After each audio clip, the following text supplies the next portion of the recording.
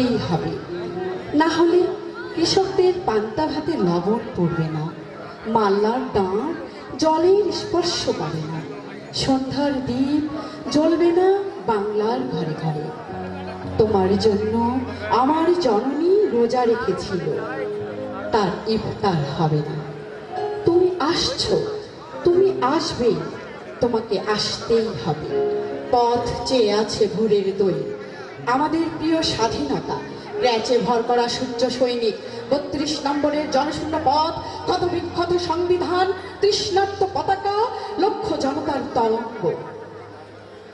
তোমার প্রিয় তোফায়েল তার মাথার চুলগুলো সব খুইয়ে একা একা রাত্রির অন্ধকারে পদচারণায় ব্রত প্রতিদিন।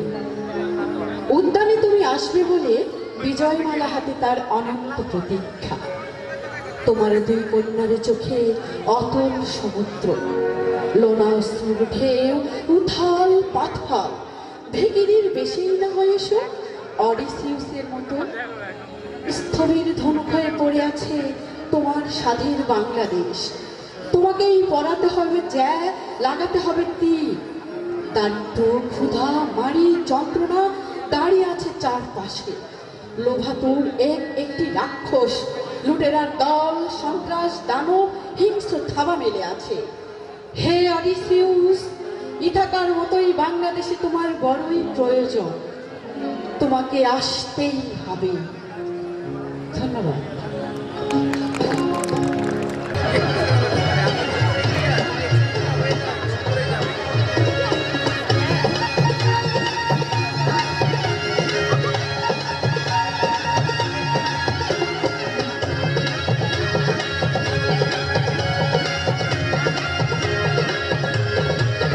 বাবু সেলাম আমার নাম গয়া বাইনা বাবু বাড়ি বকার ও বাবু ছিলাম বারে আমার নাম চম্পাবতী বাবু বাড়ি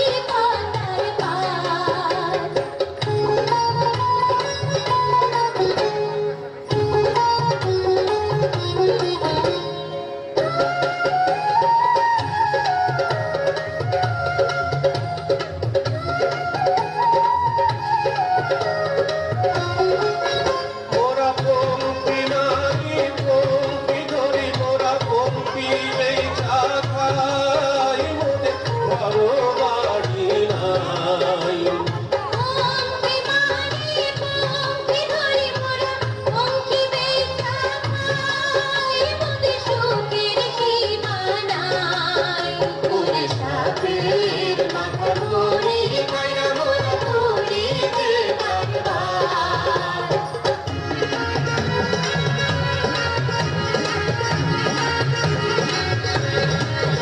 ওরে সাপের মাথা ধরে বাইনা মোরা ধরে যে বারবার বাবু ছিলাম বারে আমার নাম গয়া বাইনা বাবু আমার নাম চম্পাবতী বাবু বাড়ি বাজার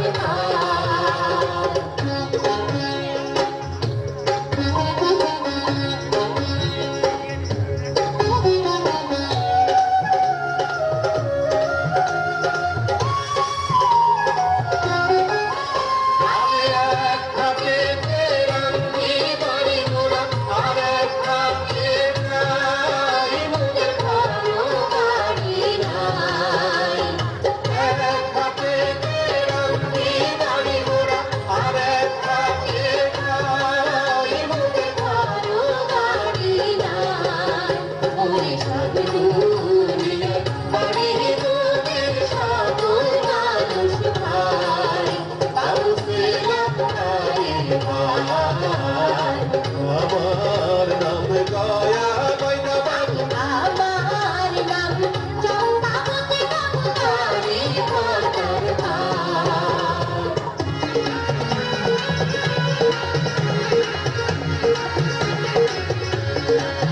বাবু ছিলাম বারে আমার নাম গয়া বাইনা বাবু আমার নাম চম্পাবতী বাবু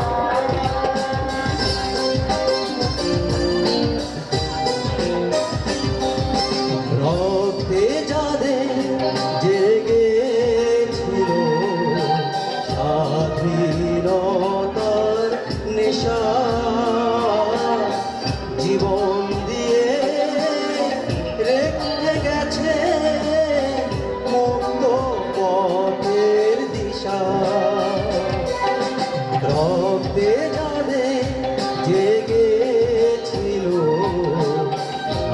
স্বাধীনতার নেশা, জীবন দিয়ে রেখে গেছে মুক্ত পথের দিশা। সে পথ ছেড়ে ভিন্ন পথে যেতে বলিস না। দে না, ওরা দে না, সে মাটি আমার অঙ্গে মাখিয়ে দে না। যে মাটির বুকে ঘুমিয়ে আছে লক্ষ মুক্তি সেনা, দে না, ওরা দে না, সে মাটি আমার অঙ্গে মাখিয়ে দে না। দে না, ওরা দে না, সে মাটি আমার অঙ্গে মাখিয়ে দে না। ধন্যবাদ সবাইকে।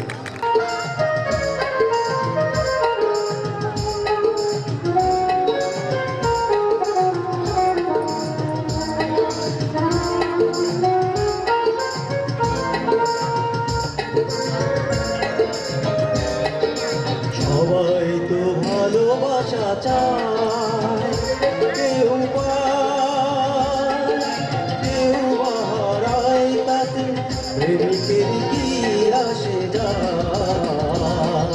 সবাই তো ভালোবাসা চায়, কত কাল কত সাধনায় তারে একদিন কাছে পাওয়া যায়।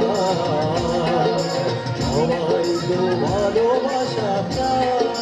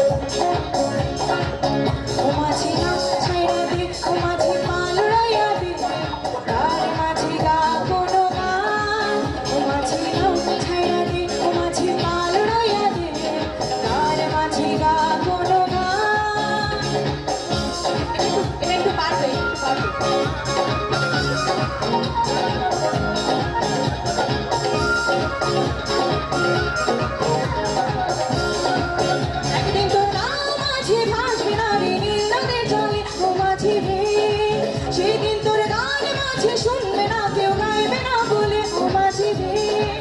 একদিন তোর নাম মাঝে ভাসবে না রে নীল নদের জলে ও মাঝি রে, সেদিন তোর গান মাঝে শুনবে না কেউ গাইবে না বলে ও পালের নৌকা গাইরা নেবে সুর মাঝে নাম ছাইরা দে ও মাঝে পাল উড়াইয়া দে, তার মাঝে গা কোনো গান ও মাঝে নাম ছাইরা দে ও মাঝে পাল উড়াইয়া দে, তার মাঝে গা কোনো গান।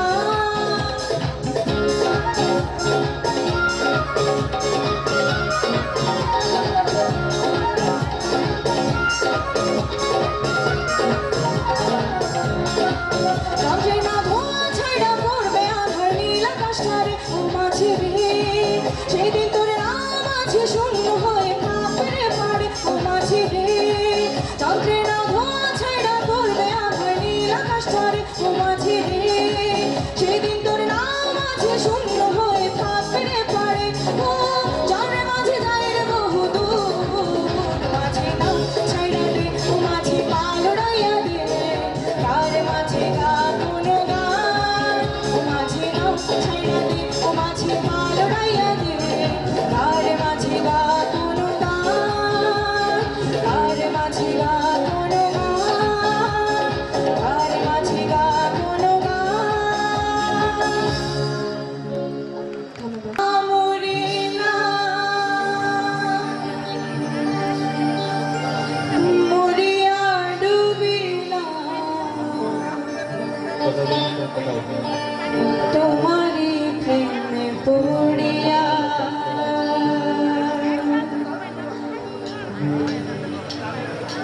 ইন্দুবালা গো তুমি কোন আকাশে থাকো, জোছনা কারে মাখো কারো ঠোঁটে বড় ছড়িয়া। ইন্দুবালা গো তুমি কোন আকাশে থাকো, জোছনা কারে মাখো কারো ঠোঁটে বড় ছড়িয়া। ডুবিয়া মরিলা মরিয়া ডুবিলা, ডুবিয়া মরিলা মরিয়া ডুবিলা, তোমারি প্রেমে পড়িয়া।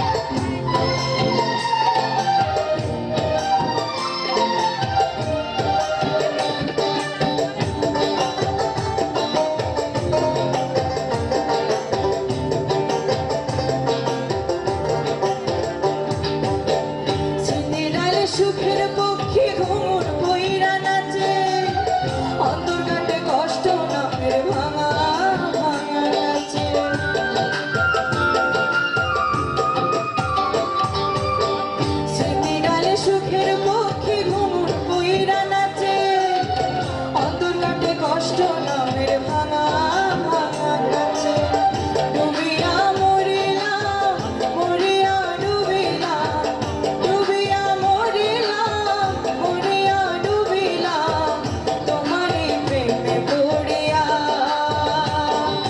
ইন্দুবালা গো ইন্দুবালা গো ইন্দুবালা গো তুমি কোন আকাশে থাকো জোছনা আকারে মাখো কার চুলে বড় ছড়িয়া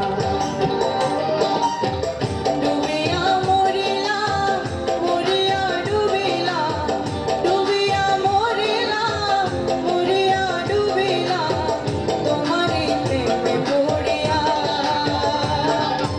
ইন্দুবালা গো ইন্দুবালা গো ইন্দুবালা গো ইন্দুবালা গো ইন্দুবালা গো ইন্দুবালা গো ইন্দুবালা গো ইন্দুবালা গো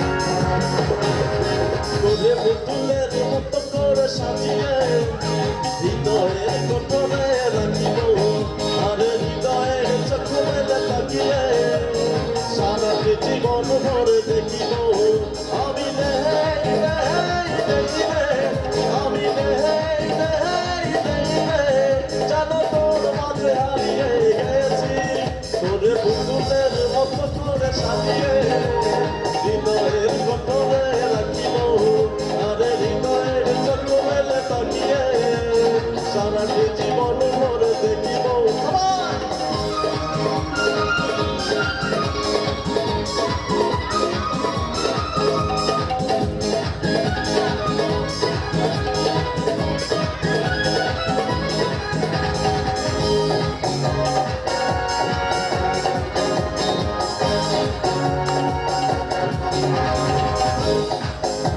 তোর ঋণী চিনি কাকুনের ছন্দ দীর্ঘ স্বপনে বাদলে আরে লঙ্কিত মাধুমের শিহরণ মধুরে মনে করে রাখিব তোরে রঙ সাথন লাগিয়ে ফুলদানি সাজিয়ে রাখিব আরে মানের নীলটি পরিয়ে দেবী আলো রাখিব আমি নেই নেই নেই আমি নেই নেই নেই জানো তোর মাঝে হারিয়ে গেছি তোরে পুতুলের মতো করে সাজিয়ে হৃদয়ের কোটরে রাখিব আরে হৃদয়ের চোখ মেলে তাকিয়ে সারাটি জীবন ভরে দেখিব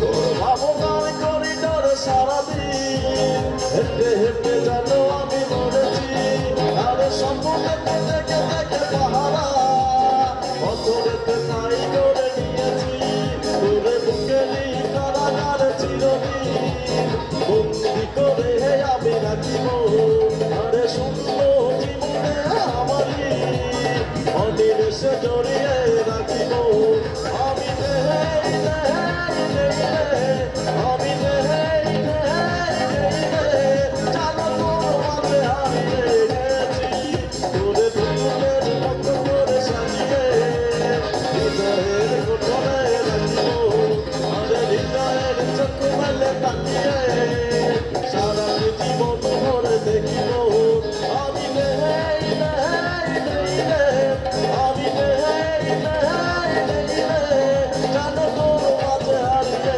গেছি তোরে পুতুলের মতো করে সাজিয়ে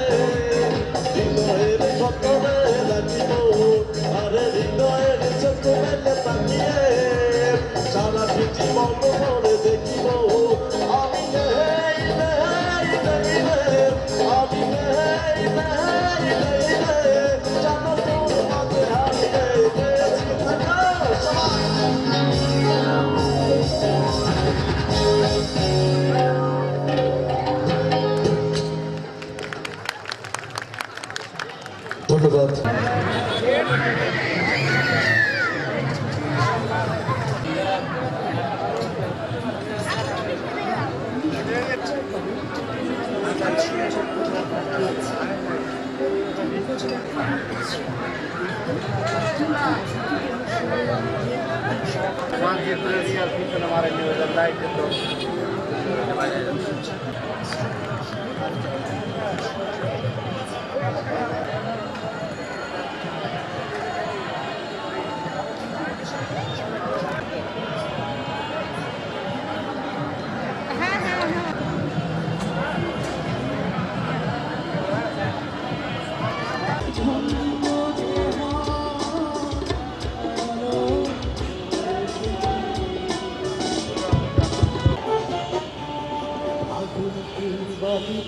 সম্মানিত সুধীমণ্ডলী, সকল প্রীতি এবং শুভেচ্ছা জানিয়ে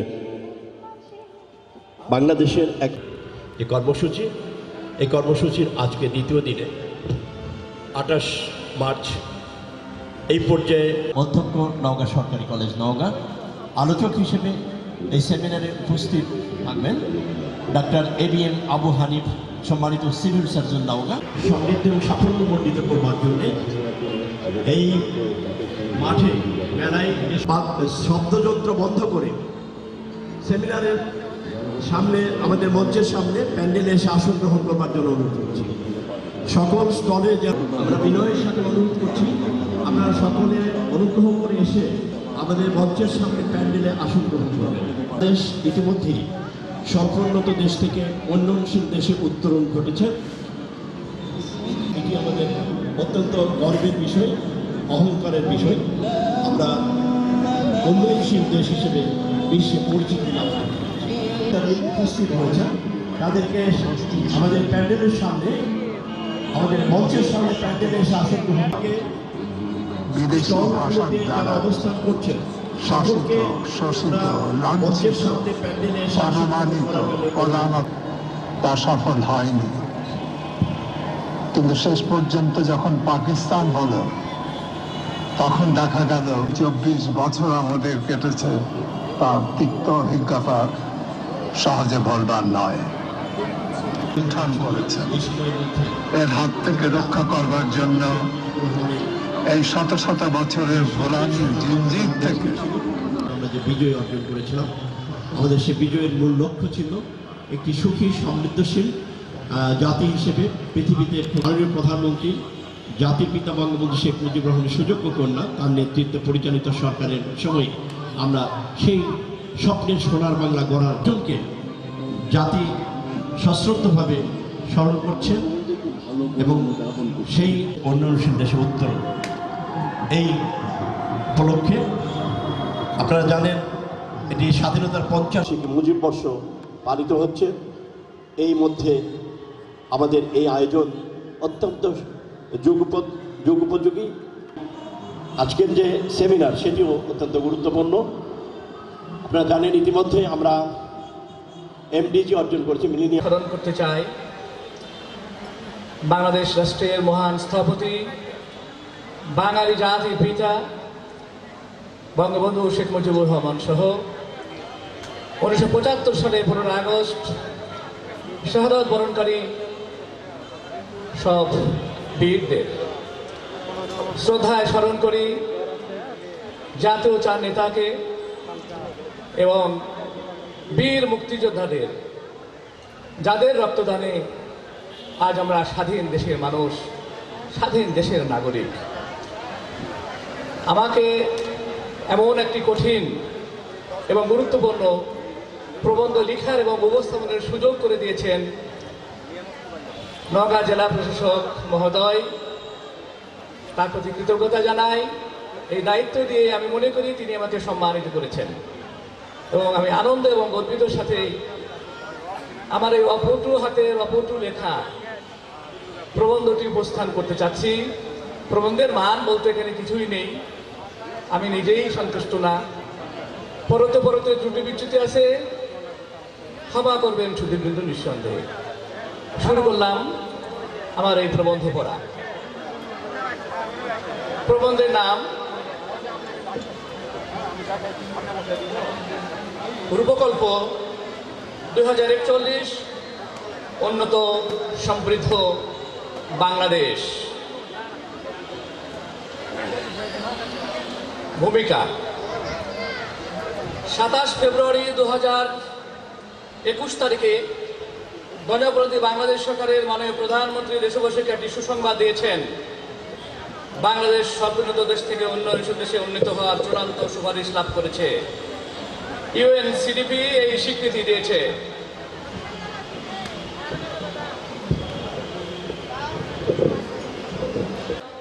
বাংলাদেশকে বিশ্ব দরবারে একটি প্রত্যয়ী ও মর্যাদাশীল দেশ হিসেবে পরিচিত করেছে। এই অর্জনে সমগ্র জাতি আনন্দিত এবং গর্বিত। প্রধানমন্ত্রী এই অর্জনকে উৎসর্গ করেছেন তরুণ প্রজন্মকে, যারা হবে সোনার বাংলার কারিগর। এই মহা অর্জন সম্ভব হয়েছে বাঙালি জাতির পিতা বঙ্গবন্ধু শেখ মুজিবুর রহমানের সুযোগ্য কন্যা গণপ্রজাতন্ত্রী বাংলাদেশ সরকারের মাননীয় প্রধানমন্ত্রীর গতিশীল, সৃজনশীল ও সাহসী নেতৃত্বের কারণে। আরও সম্ভব হয়েছে এদেশের মানুষের অসম্ভব প্রাণ শক্তি, উদ্ভাবন ক্ষমতা এবং প্রাকৃতিক বিপর্যয়কে জয় করে টিকে থাকার দক্ষতার কারণে। এই অর্জন একদিনে ঘটেনি। এর জন্য নিরবচ্ছিন্ন ও টেকসই আর্থসামাজিক অগ্রগতির প্রয়োজন ছিল। দেশের জনগণকে দরিদ্রতা থেকে তুলে আনতে এবং দেশের উন্নয়ন অগ্রযাত্রায় সামিল করতে সরকার প্রচুর বিনিয়োগ করেছে। মহান মুক্তিযুদ্ধের জন আকাঙ্ক্ষা ও বঙ্গবন্ধুর স্বপ্ন বাস্তবে রূপ দিতে গণমুখী, অন্তর্ভুক্তিমূলক, আধুনিক গণতান্ত্রিক সমাজ গঠন করতে বর্তমান সরকার নিরলসভাবে কাজ করছে। 2031 সালের মধ্যে উচ্চ মধ্যম আয়ের এবং 2041 সালের মধ্যে উন্নত সমৃদ্ধ দেশ হিসেবে বাংলাদেশ বিশ্বের বুকে মাথা উঁচু করে দাঁড়াবে এবং প্রকৃত অর্থেই বাংলাদেশ হয়ে উঠবে বঙ্গবন্ধুর স্বপ্নের কল্যাণ রাষ্ট্র। তবে কোভিড-19 বা নতুন ধরনের করোনা ভাইরাস বিস্তার এক্ষেত্রে চ্যালেঞ্জ ছুড়ে দিতে পারে। জাতির পিতা বঙ্গবন্ধু শেখ মুজিবুর রহমান বাংলাদেশ রাষ্ট্রের ভিত্তি করে দিয়েছেন। 1972 সালে 10 জানুয়ারি নিজ ভূমিতে পা রাখলেন জাতির পিতা বঙ্গবন্ধু। জনসভায় দাঁড়িয়ে কাঁদলেন আর মানুষকে বাঁচানোর অঙ্গীকার করলেন। তিনি বলেছিলেন, অস্ত্রের সংগ্রাম শেষ হয়েছে, এবার স্বাধীনতার সংগ্রামকে দেশ গড়ার সংগ্রামে রূপান্তর করতে হবে। মুক্তির সংগ্রামের চেয়ে দেশ গড়ার সংগ্রাম আরো কঠিন।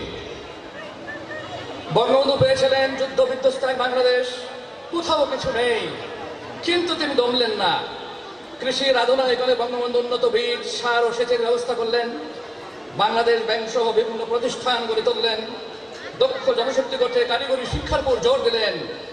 সকলের সঙ্গে বন্ধুত্বের কূটনীতি চালু করে বাংলাদেশকে বিশ্বে সুপরিচিত করলেন।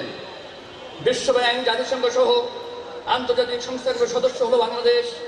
দ্রুত সংবিধান ও প্রথম পঞ্চবার্ষিকী পরিকল্পনা চালু করে অর্থনীতির বিকাশে পরিকল্পিত উপায়ে বাংলাদেশের উন্নয়ন কৌশলকে অন্তর্ভুক্তিমূলক ও ভারসাম্যপূর্ণ করার সুদূর প্রসারী উদ্যোগ গ্রহণ করলেন। গণতন্ত্র ও সমাজতন্ত্রকে মূল মন্ত্র করে এগিয়ে চললেন। ফলও পাওয়া গেল। মাত্র 3.5 বছরে মাথাপিছু আয় $93 থেকে 1975 সালে $273 উন্নীত হলো। কৃষি উৎপাদনে গতি আসতে শুরু করলো। সবুজ বিপ্লবের সূচনা হলো। 1975 সালে জিডিপি প্রবৃদ্ধির হার 7% অতিক্রম করলো। বাংলাদেশ সম্পূর্ণত দেশের তালিকায় অন্তর্ভুক্ত হলো। উন্নয়নশীল দেশে উন্নীত হওয়া ও তার সুযোগ সুবিধা, স্বাস্থ্য, গুণগত শিক্ষা, জেন্ডার সমতা, নারীর ক্ষমতায়ন, টেকসই অর্থনৈতিক প্রবৃদ্ধি অর্জন, অভিজাত সহনশীল অবকাঠামো নির্মাণ, অন্ত বহির্দেশীয় অসমতা, এটা পূরণ করা বেশ জটিল। এই 4টি শর্ত হচ্ছে SDG 10, অন্ত বহির্দেশীয় ব্যবহার, অন্তর্ভুক্তিমূলক সমাজ ব্যবস্থার প্রচলন ও সামাজিক ন্যায় বিচার। এগুলো গোল অর্জন করা সুকঠিন এবং চ্যালেঞ্জিং। অন্তর্ভুক্ত করা হয় বিষয়বস্তুভাবে 14টি অভিষ্ট সম্পূর্ণভাবে, আর 3টি 14 নম্বর সপ্তম পঞ্চবার্ষিক পরিকল্পনা অন্তর্ভুক্ত করা হয়েছে। উল্লেখ্য, প্রথম ও দ্বিতীয় SDG অগ্রগতি প্রতিবেদন প্রণয়ন, SDG অর্থায়ন কৌশল, প্রশিক্ষণ হ্যান্ডবুক এবং পরিবীক্ষণ ও মূল্যায়ন কাঠামো সহ নানা গুরুত্বপূর্ণ দলিল প্রণয়ন করে সমাদৃত হয়েছে। সংবিধানে রাষ্ট্র পরিচালনার মূলনীতি হিসাবে বিধৃত পরিকল্পিত অর্থনৈতিক বিকাশের মাধ্যমে উৎপাদন শক্তির ক্রমবৃদ্ধি সাধন আলোকে প্রণীত দ্বিতীয় প্রেক্ষিত পরিকল্পনা 2020-2041 যে 4টি পঞ্চবার্ষিক পরিকল্পনার মাধ্যমে বাস্তবায়িত হবে তার প্রথমটি হলো 8ম পঞ্চবার্ষিক পরিকল্পনা। বাংলাদেশের যোগাযোগ ব্যবস্থায় ও বিদ্যুৎ উৎপাদনে বিপ্লব। মেগা প্রকল্পে বদলে যাবে ঢাকা, চট্টগ্রাম ও দেশের দক্ষিণ ও পশ্চিমাঞ্চল। পদ্মা সেতু, সড়ক ও রেল সহ কর্ণফুলী নদীর তলদেশে চ্যানেল নির্মাণ, ঢাকায় মেট্রো রেল, রূপপুর পারমাণবিক বিদ্যুৎ কেন্দ্র, পায়রা বন্দর, মাতারবাড়ি বিদ্যুৎ কেন্দ্র, ঢাকা রংপুর 8 লেন সড়ক নির্মাণ, কক্সবাজারে বিশ্বের দীর্ঘ মেরিন ড্রাইভ, ঢাকা মাওয়া আধুনিক এক্সপ্রেসওয়ে ইত্যাদি নির্মাণ কাজ শেষ হলে দেশের যোগাযোগ ব্যবস্থায় এবং বিদ্যুৎ উৎপাদনে বিপ্লব সাধিত হবে। ব্যাপক কর্মসংস্থান সৃষ্টি হবে, মানুষের ঘরে ঘরে পৌঁছে যাবে বিদ্যুতের আলো। শুধুমাত্র পদ্মা সেতুর ফলে জাতীয় আয় প্রবৃদ্ধি 1.5% বৃদ্ধি পাবে। বেসরকারি শিল্প গ্রুপের সাফল্য। সরকারের নীতি ও সক্রিয় সহযোগিতায় আমাদের বেসরকারি খাত অসাধারণ সাফল্য দেখিয়েছে। বাংলাদেশের বেসরকারি খাতের অগ্রগতি নিয়ে সাম্প্রতিক এক প্রতিবেদনে বলা হয়েছে, প্রবৃদ্ধি, আনুষ্ঠানিক কর্মসংস্থান, মজুরি বৃদ্ধি, দারিদ্র্য নিরসন সবই হচ্ছে বেসরকারি খাতের হাত ধরে। মোট শ্রমশক্তির 95%, 5,70,00,000 কর্মসংস্থান হয় বেসরকারি খাতে। বাংলাদেশের শতাধিক বড় বড় শিল্প গ্রুপ আছে যারা অর্থনীতির উদারীকরণ নীতি ও একটি কার্যকর শিল্পনীতির সুফল পুরো মাত্রায় ভোগ করে অদম্য উদ্যোগে সামনে এগিয়ে চলেছে। দেশের বেসরকারি খাতের সবচেয়ে বড় বিকাশই ঘটেছে গত 10 বছরে। প্রধানমন্ত্রী শেখ হাসিনা সরকারের ব্যবসায়, বাণিজ্য ও বিনিয়োগ নীতির কারণে বাংলাদেশের উন্নয়নে নেতৃত্ব দিচ্ছেন বেসরকারি শিল্প খাত। ম্যানুফ্যাকচারিং খাত, বিদ্যুৎ, জ্বালানি, যোগাযোগ অবকাঠামো, ওষুধ শিল্প, তেল শোধনাগার, প্লান্ট নির্মাণ, প্লাস্টিক খাত, পোশাক শিল্প খাতে বিভিন্ন শিল্পগোষ্ঠী কর্মকাণ্ড, অর্থনৈতিক কর্মকাণ্ড পরিচালনা করছে। উল্লেখযোগ্য বেসরকারি রূপকল্প 2041 উন্নত সমৃদ্ধ বাংলাদেশ শীর্ষক নওগাঁ জেলা প্রশাসন কর্তৃক আয়োজিত আজকের এই সেমিনারের সম্মানিত সভাপতি, যিনি আমাদের সামনে উপবিষ্ট রয়েছেন, বিজ্ঞ অতিরিক্ত জেলা ম্যাজিস্ট্রেট, সামনে উপবিষ্ট আজকের এই সেমিনারের কিনোট স্পিকার, মুখ্য আলোচক, যিনি এতক্ষণ পর্যন্ত অত্যন্ত সুললিতভাবে সুউচ্চারিত, সুপঠিত, বিস্তৃতভাবে আলোচিত একটা কিনোট আমাদের সামনে উপস্থাপন করলেন। রয়েছেন আরও একজন আলোচক, জনাব প্রফেসর হামিদুল হক, জেলা প্রশাসনের বিভিন্ন পর্যায়ের কর্মকর্তাবৃন্দ, জেলার বিভিন্ন ডিপার্টমেন্টের কর্মকর্তাবৃন্দ, উপবিষ্ট সুধীবৃন্দ, সাংবাদিকবৃন্দ, সবাইকে সালাম জানাচ্ছি, শুভেচ্ছা জানাচ্ছি। ছাত্র নন, তিনি ইংরেজি সাহিত্যের ছাত্র। তো সুতরাং ইংরেজি সাহিত্যের ছাত্র যদি এই বিষয়ের উপরে মূল প্রবন্ধ উপস্থাপন করতে পারেন, আমার সামনে যারা উপবিষ্ট আছেন নিঃসন্দেহে ওনারা তাকে পাস মার্ক দেবেন না, একেবারে অনার্স মার্ক সহ পাস মার্ক দিয়ে দেবেন। সুতরাং ওই সাহস নিয়ে আমি মনে পাস মার্ক রাখার মতো একটু বক্তব্য রাখতেই পারি।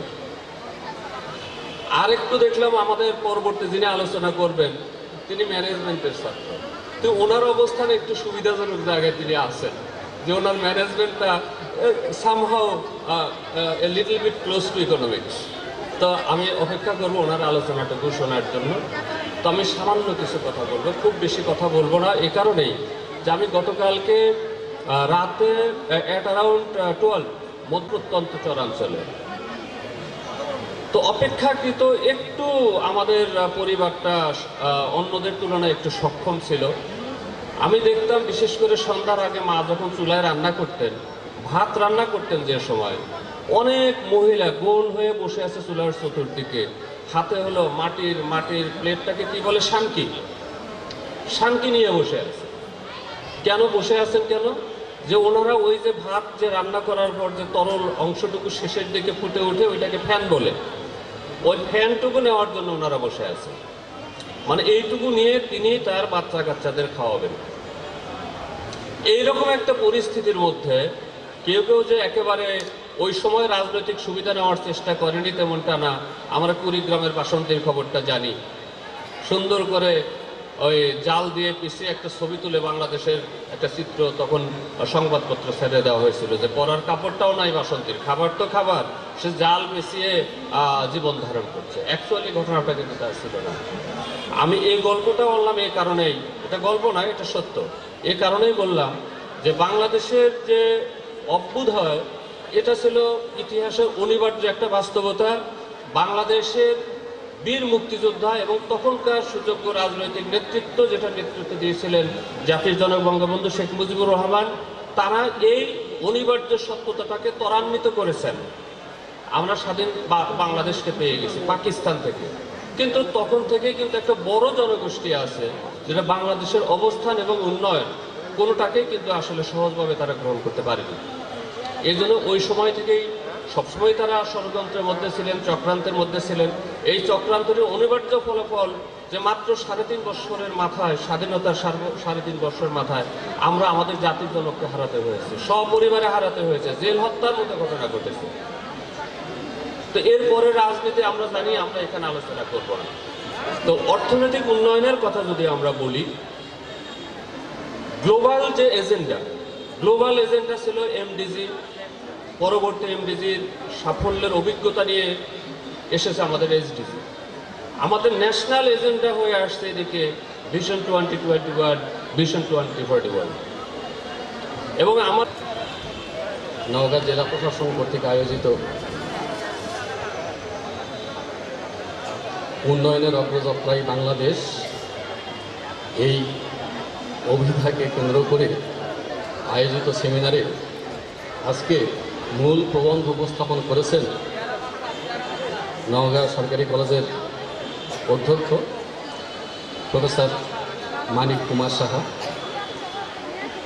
তিনি বাংলাদেশের জন্মলগ্ন থেকে শুরু করে বর্তমান সময় পর্যন্ত বাংলাদেশের যত অগ্রগতি, উন্নয়ন, সেগুলো ব্যাখ্যা বিস্তারিত দিয়েছেন এবং সেগুলো কপি আমরা অনেকেই পেয়েছি। এই জন্যই তার কাছে কৃতজ্ঞ। এবং সত্যিই তিনি অত্যন্ত স্বল্প সময়ে এত ব্যাপক তথ্য সমৃদ্ধ করেছেন যেটা অভাবনীয়। তিনি ধন্যবাদ পাওয়ার যোগ্য। আজকের আমাদের কি কি কাজ করণীয় এবং অর্থনৈতিক সূচককে ধরে রাখার জন্য আমাদের কি কি বিষয় আরও ভাবতে হবে, সে ভাবনা তিনি তার বক্তব্যে তুলে ধরেছেন। এর জন্য সত্যিই তার কাছেও আমি ব্যক্তিগতভাবে কৃতজ্ঞ। পাশাপাশি আজকের এই অনুষ্ঠানে যারা সুধী, যারা সাংবাদিক এবং আর যারা অভ্যাগত অতিথি আছেন, প্রত্যেকের প্রতি শ্রদ্ধা জানিয়ে এবং বাংলাদেশের স্থপতি জাতির জনক বঙ্গবন্ধু শেখ মুজিবুর রহমান, যিনি স্বাধীনতাকে না ডাকলে স্বাধীনতা আমরা পেতাম না, এবং তার ডাকেই স্বতঃস্ফূর্ত হয়ে 9 মাস সংগ্রামের মাধ্যমে আমরা স্বাধীনতা অর্জন করেছি। সেই স্বাধীনতায় যারা শহীদ, সেই শহীদদের প্রতিও বিনম্র শ্রদ্ধা জ্ঞাপন করে আমি আমার মূল বক্তব্য উপস্থাপন করছি। আমাদের কিনোট স্পিকার সব বিষয়গুলো আলোচনা করেছেন এবং অত্যন্ত চমৎকারভাবে তুলে ধরেছেন। তবে যে বিষয়গুলোর প্রতি আরও একটু আলোকপাত করলে ওই প্রবন্ধটি আরও সমৃদ্ধ হবে, সেই বিষয়ে আমি কয়েকটি বিষয়ে আলোকপাত করতে চাই। বিশেষ করে আমাদের দেশের পরিবেশ ভারসাম্য রক্ষা করার জন্য, দূষণকে রোধ করার জন্য বনায়নের বিকল্প নেই।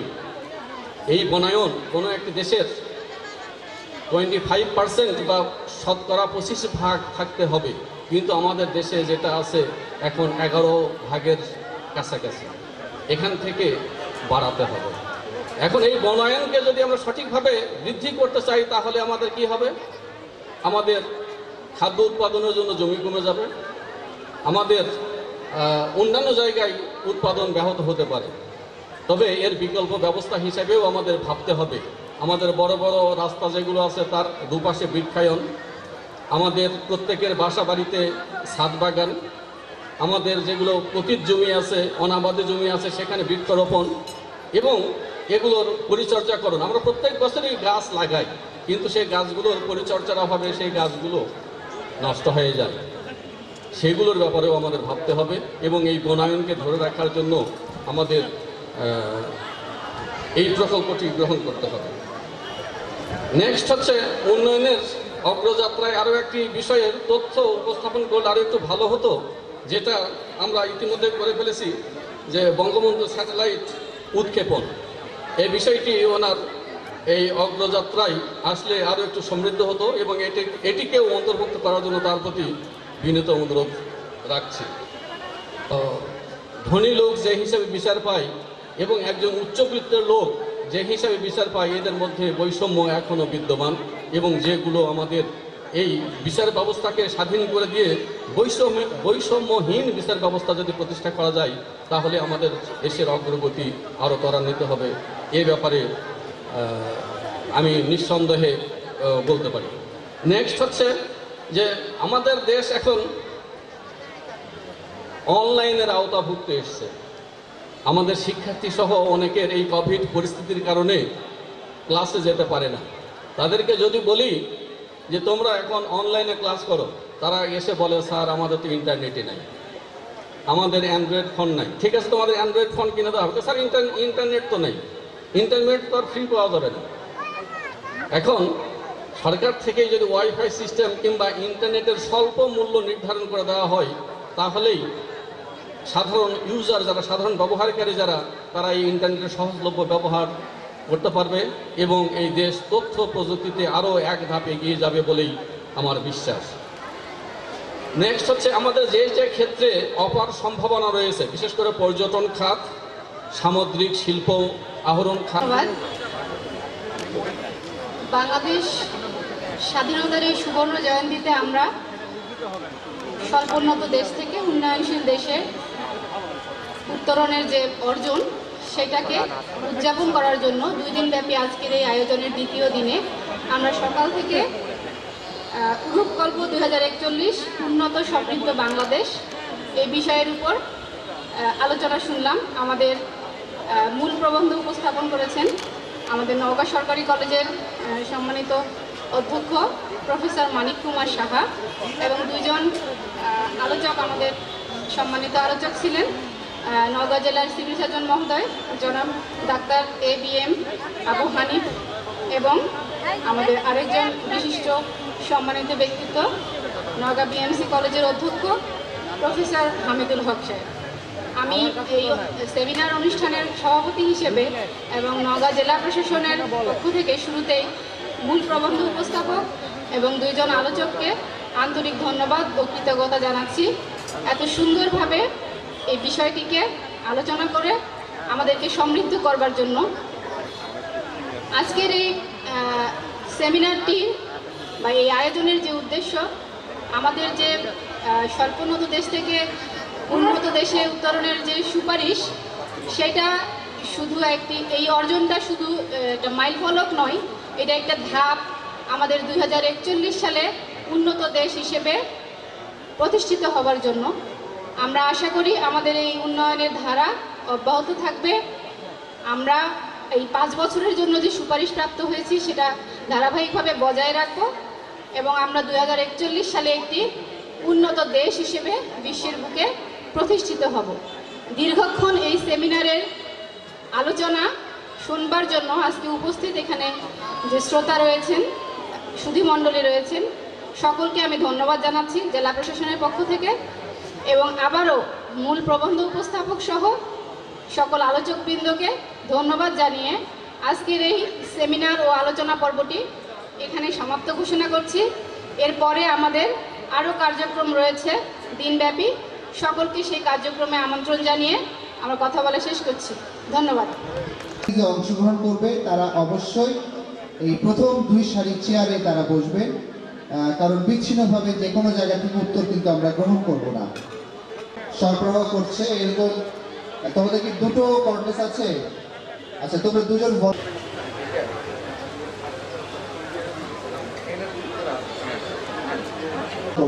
50টি প্রশ্নের মধ্যে সর্বোচ্চ 5 জনকে আমরা নেব বিজয়ী হিসেবে। তাদের জন্য রয়েছে পুরস্কার। তাহলে কি আমি প্রশ্ন শুরু করতে পারি? প্রস্তুত? চলে যাচ্ছি প্রথম প্রশ্নে। বাংলাদেশের প্রথম স্যাটেলাইটের নাম কি? উত্তর সঠিক হয়েছে। উত্তর সঠিক হয়েছে, করতালি ওর জন্য।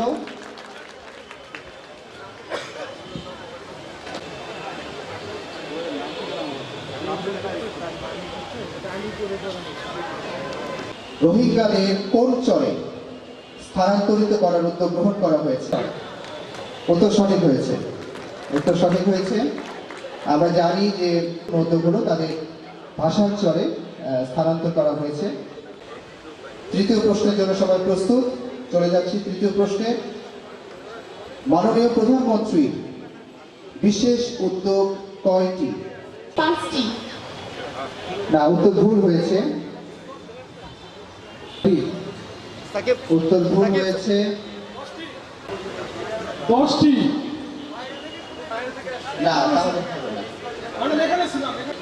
ডেল্টা প্ল্যান 2100 অনুযায়ী আধুনিক বাংলাদেশ বিনির্মাণে বাংলাদেশকে কয়টি অঞ্চলে ভাগ করা হয়েছে? আমরা পেয়েছি একজনকে হাত উঠিয়েছে।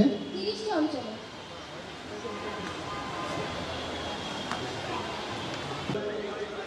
উত্তর 6টি।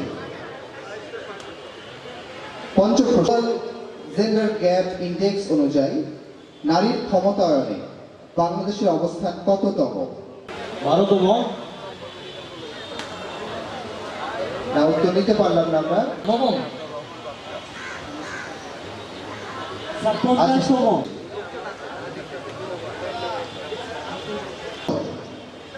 দেশের দ্বিতীয় সাবমেরিন কেবল এর ল্যান্ডিং স্টেশন কোথায় অবস্থিত? ড্রাইভ রোড কত কিলোমিটার? না, হয় নাই। 50 কিলোমিটার। 80 কিলোমিটার। অষ্টম প্রশ্ন, কর্ণফুলী টানেলের দৈর্ঘ্য কত কিলোমিটার? 7.8। না, উত্তর হয়নি। এটার উত্তর হবে 3.4 কিলোমিটার। দেশের জিডিপি প্রবৃদ্ধির হার কত? 7.5%। হয়নি, উত্তর ভুল। আচ্ছা, এটার উত্তর হবে 5.0 যাচ্ছি।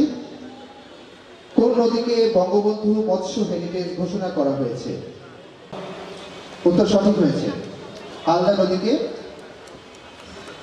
বঙ্গবন্ধু মৎস্য হেরিটেজ। বাংলাদেশ সরকার এ পর্যন্ত কয়টি পঞ্চবার্ষিক পরিকল্পনা গ্রহণ করেছে? 7ম পঞ্চবার্ষিক। 8টি। পরিকল্পনা গ্রহণ করেছে। 12তম প্রশ্ন। আচ্ছা, একজন যদি দুবার উত্তর দেয় সেটি কিন্তু কাউন্ট হবে না। একজন একবার উত্তর দেবারই সুযোগ পাবে। পদ্মা সেতুর স্প্যান সংখ্যা কত? 50টি।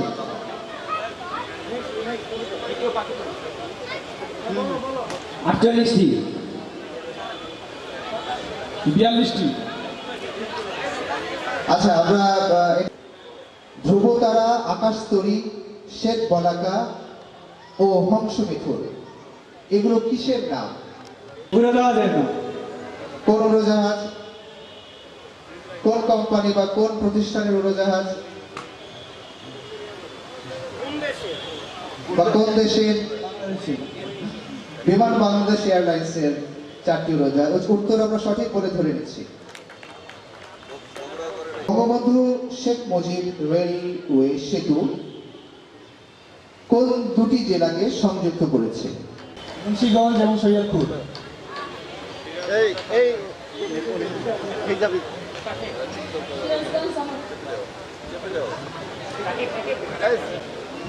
সিরাজগঞ্জ আর টাঙ্গাইল। উত্তর সঠিক হয়েছে। সিরাজগঞ্জ এবং টাঙ্গাইল এই দুটো জেলার প্রশ্ন। না, উত্তর ভুল হয়েছে। পরবর্তী কেউ? 8টি। না, ভুল হয়েছে। এরপর কেবল স্থাপিত হবে কোথায়? পটুয়াখালী। আর কেউ? কক্সবাজার। উত্তর সঠিক হয়েছে, কক্সবাজারে আমাদের হবে। এরপর 18তম প্রশ্ন। 3টি। উত্তর সঠিক হয়েছে, 3টি। বঙ্গবন্ধু পার্ক, হাতির জেলা। জেলা, জেলা বলতে হবে, কোন জেলায়? 1998 সালে। হয় নাই।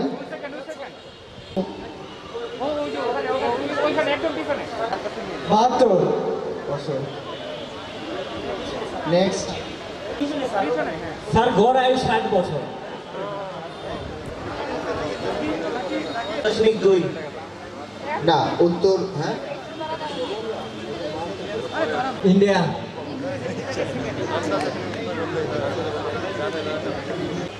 জাপান। না, হয়নি। উত্তরটি হবে নেদারল্যান্ড।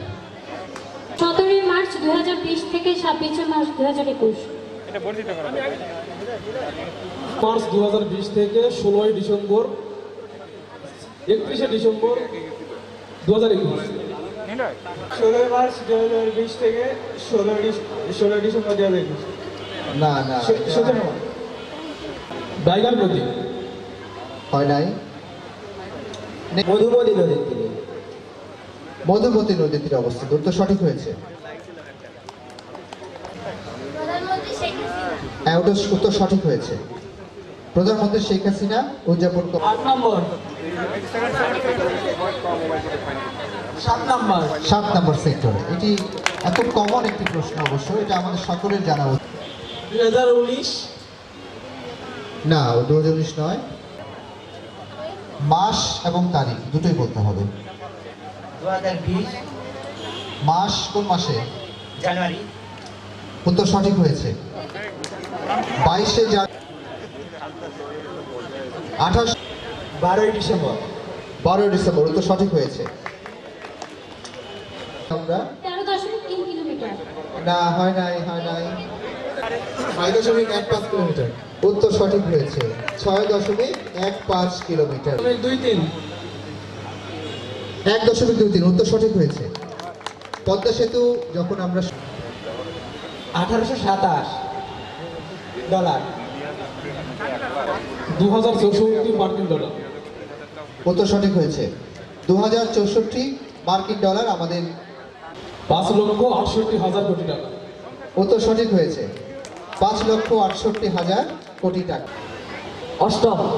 অষ্টম। উত্তর সঠিক হয়েছে।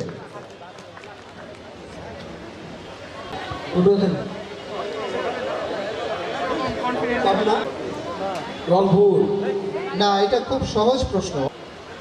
পটুয়াখালীতে। পটুয়াখালী। উত্তর সঠিক হয়েছে। পায়রা সমুদ্র বন্দর।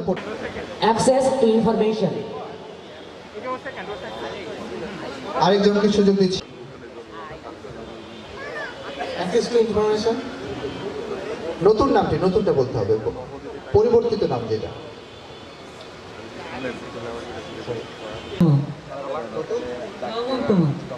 না, আরেকজন।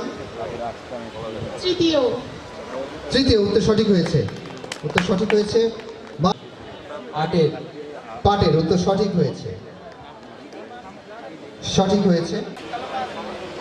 দ্বিতীয়। দ্বিতীয়। আচ্ছা, বলে যাও। চতুর্থ।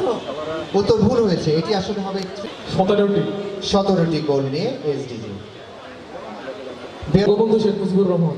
যেটি আপনি স্পেলিংটা একটু বলেন তো। স্পেলিং। Unfinished memories. আনফিনিশড। হ্যাঁ। Unfinished memories. UNFINISHED MEMORIES। আচ্ছা, আমরা নিতে পারি। $200 বিলিয়ন। 33.7 বিলিয়ন মার্কিন ডলার।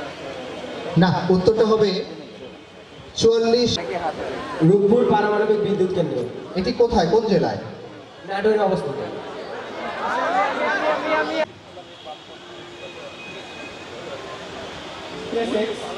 স্পেস এক্স উত্তর সঠিক হয়েছে।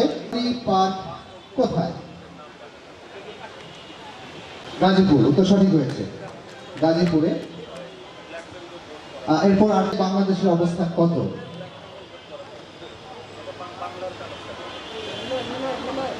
প্রথম। হ্যাঁ, ইলিশ উৎপাদনে বাংলাদেশের অবস্থান প্রথম। ওয়েব পোর্টালের নাম কি?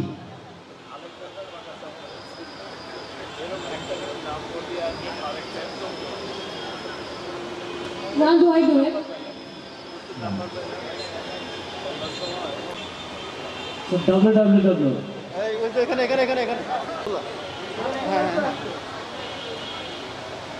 www.google.com। না, এটি আসলে বাংলাদেশের প্রথম স্থানীয়ভাবে তৈরি ও অ্যাসেম্বলিংকৃত ল্যাপটপের নাম কি? খুব সহজ একটি প্রশ্ন। এই প্রশ্নের মধ্য দিয়ে আমাদের আজকের এই কুইজ প্রতিযোগিতাটি হয়েছে। যদি টাই হয়ে যায়, অর্থাৎ টাইটাকে ব্রেক করার জন্য আমাদের হাতে আরো কিছু প্রশ্ন রয়েছে। আমাদের সম্মানিত বিচার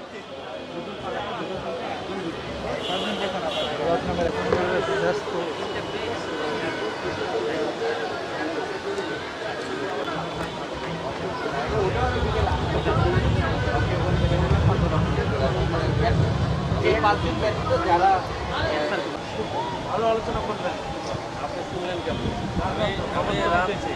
আর 3টি করে প্রশ্ন উত্তর দিয়েছে কেডি স্কুলে, আর 2টি প্রশ্নের উত্তর দিয়ে পঞ্চম স্থান অধিকার করেছে সাব্বির আহমেদ বিয়াম স্কুল এন্ড কলেজে। তাহলে পঞ্চমকে টাইয়ের কোনো বিষয় থাকছে না। আমরা প্রশ্ন থ্রো করছি। শেখ হাসিনা মেডিকেল কলেজ কোথায় অবস্থিত? আচ্ছা, পরের প্রশ্ন।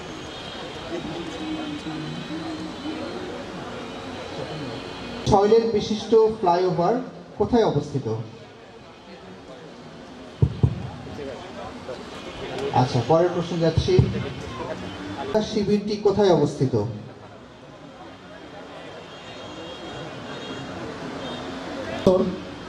না। বিদ্যুৎ কেন্দ্রে কেন্দ্রটি কত ক্ষমতা সম্পন্ন? মেগাওয়াট। না, উত্তর হয়নি। সব্যসাচী হাজরা।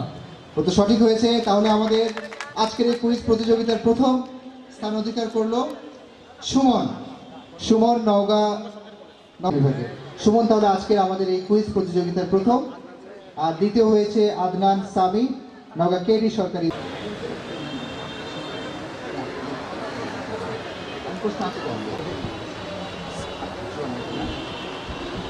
বাংলাদেশকে কোন আন্তর্জাতিক সংস্থা সহায়তা করবে?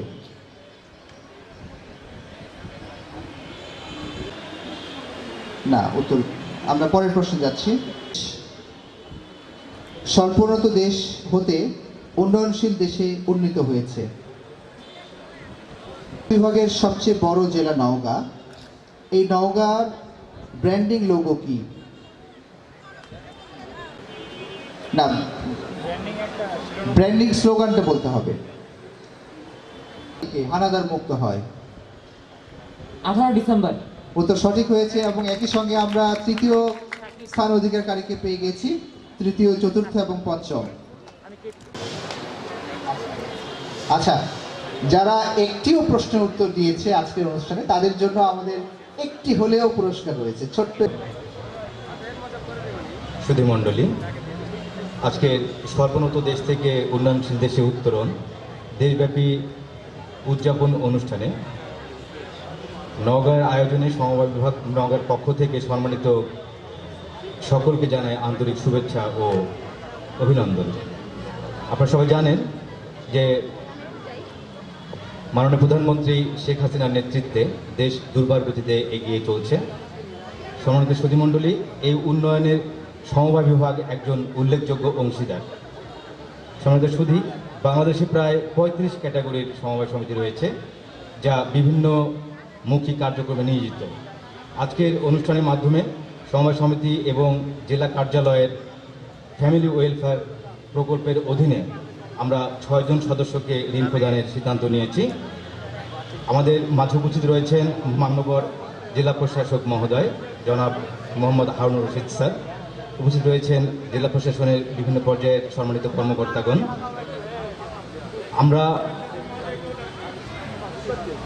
আমরা স্যারদের বিনয়ের সাথে মঞ্চে আসার আহ্বান জানাচ্ছি। আমি একটু বলে নেই যে ঋণ কেন আসলে আমরা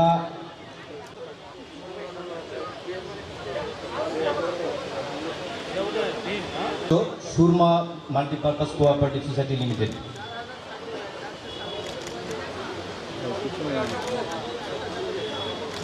মাল্টিপারপাস কোঅপারেটিভ সোসাইটি লিমিটেড সদস্য ফৌজিয়া সমতা বহুমুখী সমবায় সমিতি লিমিটেড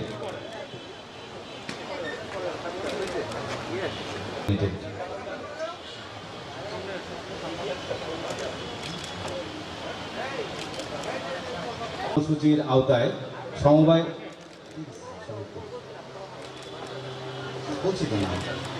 মুসম্মদ শিরিল হালিমা খাতুন কিন্তু না বদলালে হবে না। সম্মানিত সুধী মণ্ডলী, সমবায় নারী নেত্রী নওগাঁ নারী উন্নয়ন সমবায় সমিতির সম্মানিত সম্পাদক জনাব জাকিয়া জেসমিন চৌধুরী,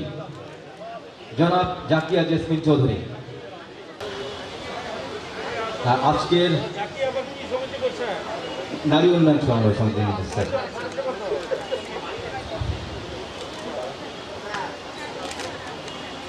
দিগন্ত registration number 1 Mohammad Shahjahin Diganta Alam registration number 6 Nafisa Tabassum registration number 7 এবং 8 নম্বর registration number Dewan Nova Parvin Naogaon government school. Adrika Sultana Summa registration number 9 registration number 10 KD স্কুলের আদনান সামি এবং রেজিস্ট্রেশন নাম্বার 11 মোহাম্মদ সাইফুর রহমান সাকিব। আমি সবাইকে বিনীতভাবে অনুরোধ করছি রেজিস্ট্রেশনের ক্রমিক নম্বর অনুযায়ী একে একে করে স্টেজে এসে অংশগ্রহণ করার জন্য। আর আমাদের যে সংক্ষিপ্ত আকারে আমাদের প্রতিযোগিতা নিয়মাবলীটা বলছি, প্রত্যেকটি প্রতিযোগী 3 মিনিট সর্বোচ্চ 3 মিনিট সময় পাবে তার বক্তব্য উপস্থাপনের জন্য, এবং তার পরবর্তীতে যে আছে সে সঙ্গে সঙ্গে আমাদের এখানে চিরকুট কাটা আছে, এখানে এই বল থেকে চিরকুট নিয়ে তার টপিকটা নেবে এবং তার প্রিপারেশনের জন্য সেও 3 মিনিট সময় পাবে। প্রথম প্রতিযোগীকে তার বক্তব্য দেওয়ার আগে 3 মিনিটেই আমি অনুরোধ করব চিরকুটটি নিয়ে যাওয়ার জন্য। তো আমরা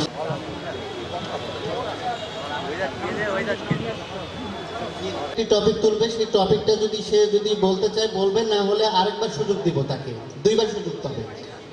আচ্ছা, তার টপিক সিলেক্ট করার জন্য ফিশবল থেকে চিরকুট সিলেক্ট করার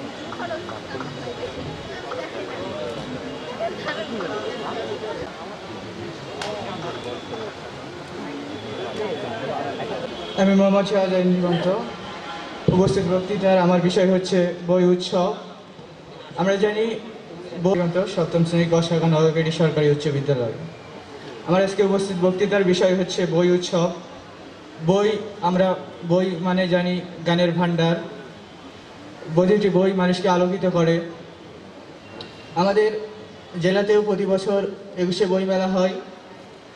বই উৎসবে নানা ধরনের মানুষ আসেন, তারা বই কিনেন এবং বই পড়েন। প্রত্যেক শ্রেণীর মানুষই বই পড়েন। বই পড়ে মানুষ আলোকিত হন, তারা জ্ঞানের আলো পান। অনেক ধরনের বই আসে, যেমন রাশি গল্প, জ্ঞান বিজ্ঞানের বই এবং সাধারণ জ্ঞানের বই। আমরা বিভিন্ন বই পড়ে বিভিন্ন জ্ঞান পেয়ে থাকি। বই মানুষকে আলোকিত করে এবং প্রতি বছর দেশের বিভিন্ন স্থানে বই উৎসব হয়ে থাকে। বই উৎসব দেশকে অনেক এগিয়ে নিয়ে যাবে এবং দেশ বইয়ের দ্বারাই অনেক বড় হবে। শিক্ষার্থীদের বই পড়তে উদ্বুদ্ধ করতে বিভিন্ন উদ্যোগ নেওয়া দরকার। শিক্ষার্থীরা যেন বই উৎসবে অংশগ্রহণ করে এবং বই পড়ে। বই পড়লেই জ্ঞান বাড়বে, বিভিন্ন জ্ঞান, সাধারণ জ্ঞানে বই পড়লে আমরা অনেক কিছু জানতে পারি। এবং বিভিন্ন বই উৎসবে আমরা যেয়ে থাকি। বই উৎসব অনেক একটি ভালো বিষয়। বই উৎসব আমাদেরকে অনেক এগিয়ে নিয়ে যাবে, এই আশা করে আমি আমার বক্তব্য শেষ করছি। বক্তব্যের বিষয় নির্ধারণ করার জন্য মোহাম্মদ রাফিউল ইসলাম। আসসালামু আলাইকুম রহমতুল্লাহ। নওগাঁ জেলা প্রশাসন কর্তৃক আয়োজিত এই সেমিনারে উপস্থিত সম্মানিত সভাপতি, উপস্থিত সুধী এবং সকলকেই জানাই আমার স্বাধীনতার সুবর্ণ জন্মজয়ন্তীর প্রাণঢালা শুভেচ্ছা ও অভিনন্দন। আজকে আমার আলোচ্য বিষয় হচ্ছে 7 মার্চের ভাষণের তাৎপর্য।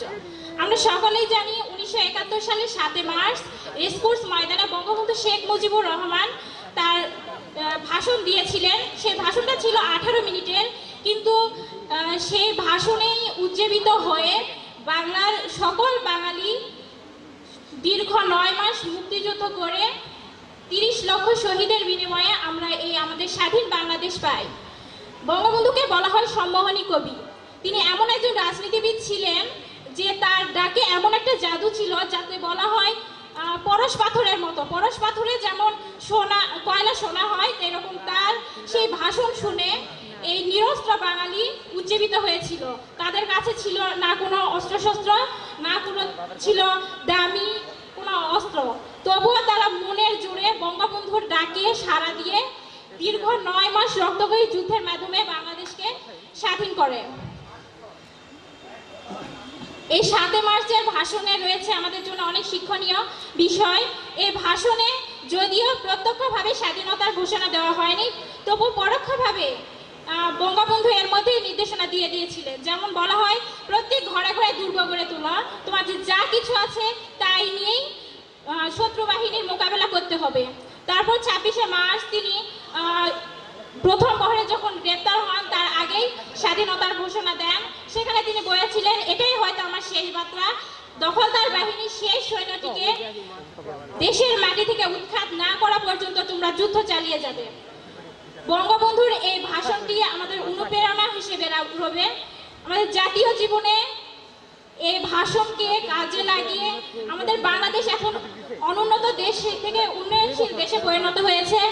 আমরা নতুন প্রজন্ম চেষ্টা করব বাংলাদেশকে উন্নত দেশের কাতারে নিয়ে যাওয়ার জন্য। এই জন্য আমরা সকলের অনেক দায়িত্ব কর্তব্য রয়েছে, আমরা সকলেই এটা পালন করার চেষ্টা করব। এই বলে আমি আমার সংক্ষিপ্ত বক্তব্য শেষ করছি। খোদা হাফেজ। আমরা জানি আমাদের বয়স বর্তমান সময়ে অনেক কম এবং আমরা এই কম বয়সে অতি তাড়াতাড়ি অসুস্থ হয়ে পড়তেছি এবং এই অসুস্থতার জন্য, সুস্থ হওয়ার জন্য আমরা বিভিন্ন ক্লিনিকে এবং হসপিটালে যাওয়া প্রয়োজন হয় এবং এই হসপিটালে যাওয়া আমাদের খুবই গুরুত্বপূর্ণ। এবং এর সাথে আছে মানসিক স্বাস্থ্য। আমাদের মানসিক স্বাস্থ্য আজ দিন দিন অনেক কমে যাচ্ছে, কারণ আজ অনেকে খেলাধুলা প্রত্যেকটা বিষয় যেগুলোর মাধ্যমে আমাদের মানসিক স্বাস্থ্যের বিকাশ হবে সেগুলো বন্ধ হয়ে যাচ্ছে। আজ আমরা অতি কম বয়সে মোবাইল ফোন ইউজ করি, যার সাহায্যে আমাদের ব্রেনের বিকাশ মানে মেধার বিকাশ বন্ধ হয়ে যাচ্ছে। কিন্তু আমরা চিন্তা যদি করি, আগামী মানে অতীতে যারা ছিলেন তারা অনেক জ্ঞানী ছিলেন, তাদের তখন এত আধুনিক ফোন ছিল না, তারা বই সব কিছু পড়াশোনা করতেন, এতে তাদের মানসিক চিন্তাভাবনা সবসময় দৃঢ় থাকতো, তারা সবসময় সুস্থ থাকতেন। এবং খেলাধুলা বিষয়টা দেখলে আমরা দেখতে পাবো, আজ আমরা বিভিন্ন বাচ্চাদের দেখতে পারি তারা অতিরিক্ত সময় ব্যয় করে মোবাইল ফোন, ল্যাপটপ, কম্পিউটার এগুলো গেমে আসক্ত হয়ে। কিন্তু আগের দিনে যারা ছিলেন আমাদের বাবা দাদারা, ওনারা বিভিন্ন গ্রাম পর্যায়ে খেলাধুলা করতেন, সেসব খেলাধুলায় তাদের শরীর সুস্থ থাকতো এবং তখন তাদের এত ক্লিনিক বা হসপিটালে যাওয়া প্রয়োজন হইতো না। কিন্তু আজ আমাদের এই খেলাধুলা সবকিছু থেকে আমাদের চিন্তা ভাবনা কমে আসতেছে এবং আমরা ধীরে ধীরে মানসিকভাবে অসুস্থ হয়ে পড়তেছে এবং শারীরিকভাবে, এতে আমাদের কমিউনিটি ক্লিনিকে যাওয়া প্রয়োজন হচ্ছে। আমাদের উচিত, আমাদের যেহেতু যাওয়াই প্রয়োজন হচ্ছে, এই কারণে আমাদের এই কমিউনিটি ক্লিনিকগুলো অধিক উন্নত করা খুবই প্রয়োজন, যাতে আমাদের ক্লিনিকে যাওয়ার পরেও যদি আমাদের শরীর সুস্থ, আমরা খুবই তাড়াতাড়ি ঘরে ফিরতে পারি সুস্থ শরীরে। কিন্তু আমরা দেখতে পাবো বিভিন্ন কমিউনিটি ক্লিনিক পরিচ্ছন্ন অপরিচ্ছন্ন থাকে, স্বাস্থ্যকর পরিবেশ না, সেখানে গেলে মনে হয় আমরা বেশি অসুস্থ হয়ে পড়বো। কিন্তু আমরা যদি এই কমিউনিটি ক্লিনিকের দায়িত্বে যারা থাকেন তারা যদি তাদের চেষ্টায় যদি তারা সবসময় পরিষ্কার পরিচ্ছন্ন রাখতে পারেন, তাহলে আমরা ওখানে গিয়ে মনে তৃপ্তি পাবো এবং আমরা মনে করবো না আমরা আমাদের বাসায় আছি এবং আমরা সুস্থভাবে ফেরত আসতে পারবো। আমাদের প্রত্যেকের উচিত এই কমিউনিটি ক্লিনিক এর দায়িত্বে যারা আছেন তাদের সবসময় একটা বিষয়টি খেয়াল রাখা উচিত, এগুলো পরিষ্কার পরিচ্ছন্ন রাখা। ও মানসিক স্বাস্থ্য, আমরা আমাদের মানসিক স্বাস্থ্য একদিকভাবেই সুস্থ থাকতে পারি, আমরা খেলাধুলায় বেশি খেলাধুলা করতে পারি, ফোনের জগৎ থেকে আমরা বের হয়ে আসতে পারি, এতে আমাদের মানসিক স্বাস্থ্য সুস্থ থাকবে। এই বলে আমি আমার বক্তব্য শেষ করছি এবং আমার বক্তব্য আপনাদের মনোযোগ সহকারে শোনার জন্য আন্তরিকভাবে ধন্যবাদ। আসসালামু আলাইকুম। ধন্যবাদ। বিসমিল্লাহির রহমানির রহিম। বিশ্বকবির সোনার বাংলা, নজরুলের বাংলাদেশ, জীবনানন্দের রূপসী বাংলা, রূপের সেথায় নেই কোশেষ। কেউ বা বলে ধানের দেশ, কেউ বা বলে গানের দেশ, আমরা বলি প্রাণের দেশ। লক্ষ কোটি প্রাণের দেশ বাংলাদেশ। সেই বাংলাদেশের জন্মদিন তথা স্বাধীনতা দিবস 26শে মার্চকে পেরিয়ে আজ আমরা 28শে মার্চে এই অনুষ্ঠানে উপস্থিত হতে পেরেছি। ওই জন্য হাজার হাজার শুকরিয়া জানাই সৃষ্টিকর্তার প্রতি এবং আমি সালাম জানাচ্ছি মাননীয় সভাপতি এবং আমার অভিজ্ঞ বিচারক মণ্ডলী এবং আমার সামনে উপস্থিত সুধীবৃন্দু। আসসালামু আলাইকুম। আমার বক্তৃতার বিষয় নির্ধারিত হয়েছে নারীর ক্ষমতায়ন।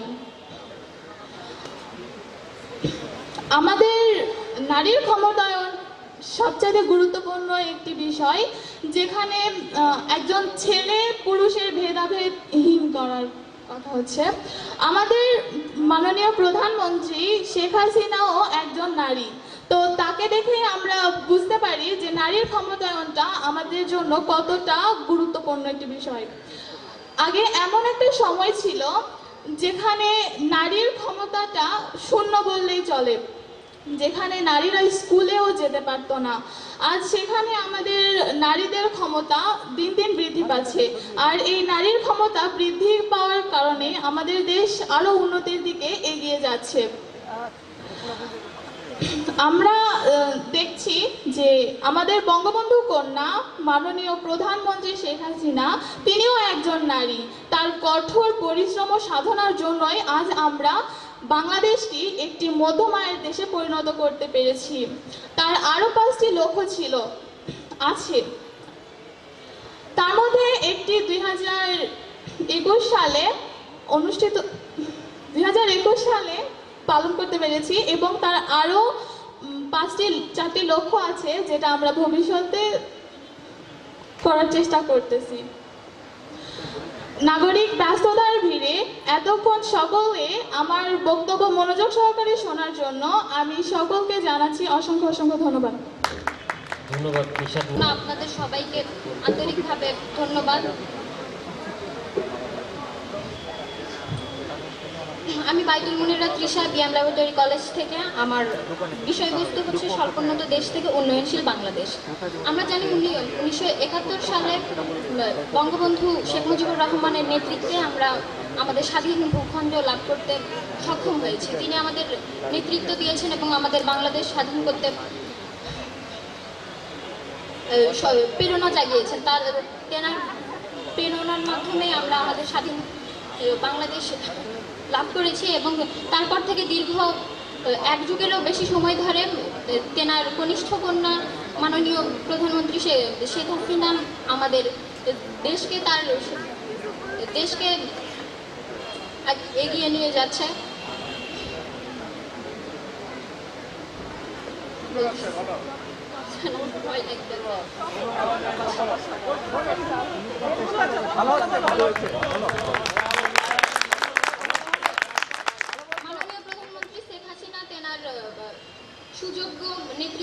মাধ্যমে আমাদের দেশকে অল্প উন্নত দেশ থেকে বর্তমান উন্নয়নশীল দেশে পদান্নত করতেছেন আস্তে আস্তে। আমাদের শেখ মুজিবুর রহমান জাতির পিতার স্বপ্ন ছিল যে তিনি একটি সোনালী দেশ এবং উন্নত দেশ দেখবেন, কিন্তু তেনার নির্মম হত্যাকাণ্ডের জন্য তিনি সেটা দেখতে পারেন নাই। অন্তঃপর তেনার কনিষ্ঠ কন্যা এটি নিয়ে অনেক চেষ্টা চালিয়ে যাচ্ছেন এবং দেশকে উন্নত করতে সাহায্য করতেছেন। পূর্ব থেকে বর্তমান দেশের অবস্থা আমরা যদি দেখতে পাই, 2008 সালে আমরা শিক্ষা ব্যবস্থা যদি দেখি যে সে সময় নারী শিক্ষা বা প্রাথমিক শিক্ষা আমাদের যেটা প্রথম থেকে পঞ্চম শ্রেণী পর্যন্ত, সেটার হার ছিল আমাদের 50%, কিন্তু বর্তমান অবস্থায় আমাদের শিক্ষার পার্সেন্ট হচ্ছে 82.2%। তো আমরা এ থেকে দেখতে পারি যে আমাদের শিক্ষার দিক থেকে বাংলাদেশ অনেক উন্নত হচ্ছে।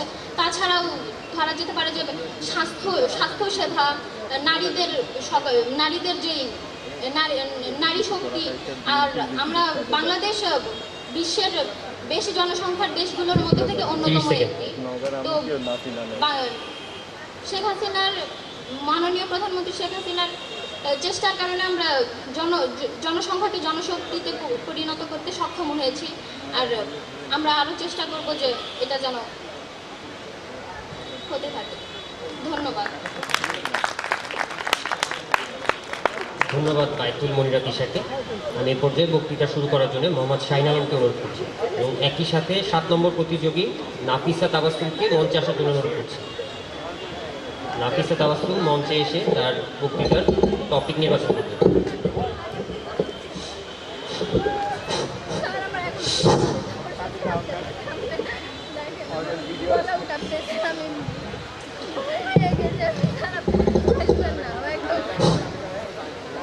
বিসমিল্লাহির রহমানির রহিম।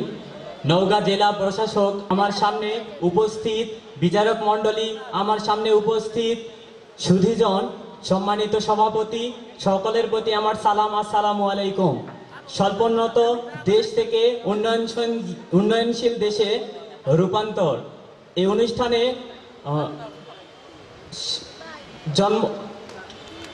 আমার আজকের বিষয় তথ্য প্রযুক্তির সঠিক ব্যবহার। তথ্য প্রযুক্তির সঠিক ব্যবহারের ক্ষেত্রে আমরা অনেক ক্ষেত্রেই সচেতন নয়। তথ্য প্রযুক্তি ছাড়া কোনো জীবনকে কল্পনা করা যায় না। তথ্য প্রযুক্তি ব্যবহারের ফলে দেশ আজ উন্নয়নশীল দেশে পরিণত হতে যাচ্ছে। এই তথ্য প্রযুক্তির কারণে আমরা ঘরে বসেই আমাদের অনেক কাজ করতে পারতেছি, যেটা আমরা অফিস আদালতে যে করতে হতো সেটা আমরা ঘরের মাধ্যমে করতে পারতেছি। আজ করোনা পরিস্থিতিতেও শিক্ষার্থীরা ঘরে বসেই এই তথ্য প্রযুক্তির মাধ্যমে তাদের পাঠদান কার্যক্রম চালিয়ে যেতে পারছে। তথ্য প্রযুক্তি ব্যবহারের ফলে আজ দেশ উন্নয়নশীলের পথে। আজ আমরা দেখতেছি কৃষিক্ষেত্রে তথ্য প্রযুক্তি ব্যাপকভাবে ভূমিকা রাখছে। কৃষিক্ষেত্রে হাইব্রিড জাত আবিষ্কারের মাধ্যমে আমরা কৃষি ফলন বৃদ্ধি করতে পারছি। এছাড়াও চিকিৎসা ক্ষেত্রে তথ্য প্রযুক্তি বিশেষভাবে ভূমিকা রাখছে। চিকিৎসা ক্ষেত্রে বিভিন্ন ক্যান্সার নিরাময়, যেটা ছিল মানুষের কল্পনাতীত যে ক্যান্সার হলেই মানুষের মৃত্যু হবে, কিন্তু সেটা হচ্ছে না, কারণ আজ তথ্য প্রযুক্তির যুগে আমরা তথ্য প্রযুক্তির সঠিক ব্যবহার করতে পারছি। আর তথ্য প্রযুক্তির সঠিক ব্যবহার না করতে পারলে অনেকে আমরা স্টুডেন্টদের মধ্যে ফেসবুক, ইউটিউব এগুলো নিয়ে ব্যস্ত হয়ে যাচ্ছি। কিন্তু এর সঠিক ব্যবহার যদি করতে পারি, আমরা সেই সময়টাকে যদি কাজে লাগাতে পারি, তাহলে তথ্য প্রযুক্তির ক্ষেত্রে আমরা অনেক সুবিধা ভোগ করতে পারবো। আমরা বিভিন্ন কলেজের পাঠদান আমরা ঘরে বসে এখন শিক্ষা অর্জন করতে পারছি। তথ্য প্রযুক্তি ছাড়া জীবন কল্পনাতীত। তথ্য প্রযুক্তিতে সবচেয়ে বড় যেটা ভূমিকা রাখছে সেটা হচ্ছে কম্পিউটার। আজ কম্পিউটারের মাধ্যমে আমরা নানাভাবে উপকৃত হচ্ছি। কম্পিউটার ব্যবহারের ফলে চিকিৎসা, শিক্ষা, ব্যবসা বাণিজ্য সব ক্ষেত্রে আমরা সঠিকভাবে নিয়ন্ত্রণ করতে পারছি। আজ শিক্ষা ক্ষেত্রে আমাদের পাবলিক পরীক্ষাগুলোর ফলাফল দেওয়া হয় কম্পিউটারের মাধ্যমে, অনলাইনে আবেদন করা হয় অনলাইনে, যেটা সম্পূর্ণ তথ্য প্রযুক্তি নির্ভর। আর তথ্য প্রযুক্তিকে আরো বিশেষভাবে বিশেষায়িত করার জন্য প্রধানমন্ত্রী শেখ হাসিনা চেষ্টা করে যাচ্ছেন। আমাদের সকলের উচিত হবে তার ডাকে সাড়া দিয়ে দেশকে তথ্য প্রযুক্তি নির্ভর একটা দেশে রূপান্তরিত করে আমাদের সোনার বাংলাদেশ যে রূপকল্পর স্বপ্ন দেখেছেন মাননীয় প্রধানমন্ত্রী শেখ হাসিনা, তার স্বপ্নকে বাস্তবায়ন করা। তোমার সময় শেষ। ধন্যবাদ সকলকে। শ্রোতৃবৃন্দকে আবার আসসালামু আলাইকুম। আমি নাফিসা তাবাসসুম শিফা। আজকের আমার উপস্থিত বক্তৃতার বিষয় নির্ধারিত হয়েছে 6 দফা। আজকে আমরা বাংলাদেশের স্বাধীনতার সুবর্ণ জয়ন্তী যে উদযাপন করছি তা মূলত শুরু হয়েছিল ভারতবর্ষ বিভক্তির পর 1947 সাল থেকে। 1947 সালের প্রথম পাকিস্তান হানাদার বাহিনী হানায় এনেছিল আমাদের মাতৃভাষা বাংলার উপরে 1952 সালে। তারপর 1958 সেনা অভ্যুত্থান, তার পরবর্তী 1966 সালের 6 দফা আন্দোলন, যা বাঙালির মুক্তি সনদ হিসেবে পরিচিত। বঙ্গবন্ধু শেখ মুজিবুর রহমান 5 ও 6 জানুয়ারি লাহোরে প্রথম 6 দফা প্রস্তাব করেন। 6 দফার মূল বিষয়গুলোর মধ্যে একটি ছিল অঙ্গরাজ্যগুলো শাসন এবং মুদ্রা শুধুমাত্র অঙ্গরাজ্যই পাবে, এর নির্দিষ্ট কিছু অংশ কেন্দ্রীয় কোষাগারে জমা হবে। বঙ্গবন্ধু শেখ মুজিবুর রহমান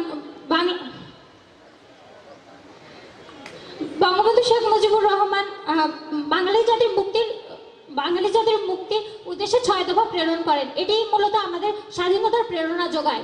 বঙ্গবন্ধু শেখ মুজিবুর রহমান 6 দফা প্রেরণের কারণে তাকে কারাবরণ করতে হয়। তারপর তিনি 1969 সালে মুক্তি লাভ করেন। 6 দফা মূলত আমাদের মুক্তিযুদ্ধের প্রথম প্রেরণা ছিল। এই বলে আমি আমার সংক্ষিপ্ত বক্তব্য শেষ করছি।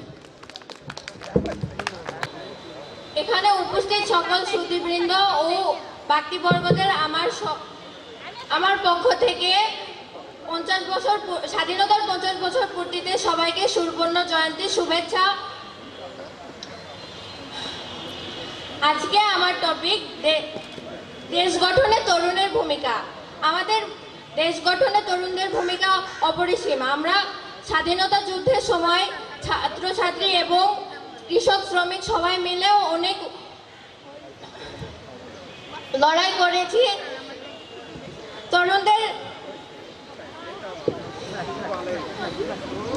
আমাদের বর্তমানেও তরুণরা অনেক রকম পদক্ষেপ গ্রহণ করছে। তরুণদের কারণে আমাদের আজ উন্নয়নশীল দেশ পরিণত হয়েছে। তরুণরা আমাদের নানা রকম কাজে অর্থনীতিতে সামাজিকভাবে ভূমিকা দিয়ে যাচ্ছে। এখন সবাই তরুণ উদ্যোক্তা হচ্ছে। তরুণ উদ্যোক্তার মাধ্যমে আমরা নতুন নতুন উদ্ভাবনা শক্তি কাজে লাগাতে পারছি, যার ফলে আমরা আমাদের দেশকে আরো উন্নতির দিকে এগিয়ে নিয়ে যাচ্ছি। আমাদের দেশের এই তরুণদের কারণে স্বল্প উন্নত দেশ থেকে উন্নয়নশীল দেশে রূপান্তরিত হয়েছে। এর ফলে আমাদের দেশের তরুণদেরকে অনেক কঠোর পরিশ্রম ও মেধাশক্তিকে কাজে লাগাতে হয়েছে। এছাড়াও তথ্য প্রযুক্তি ব্যবহার করে আমরা আরো এগিয়ে গিয়েছি, যার ফলে আমাদের দেশকে আমরা সবাই মিলে উন্নয়নশীল দেশ করতে পেরেছি।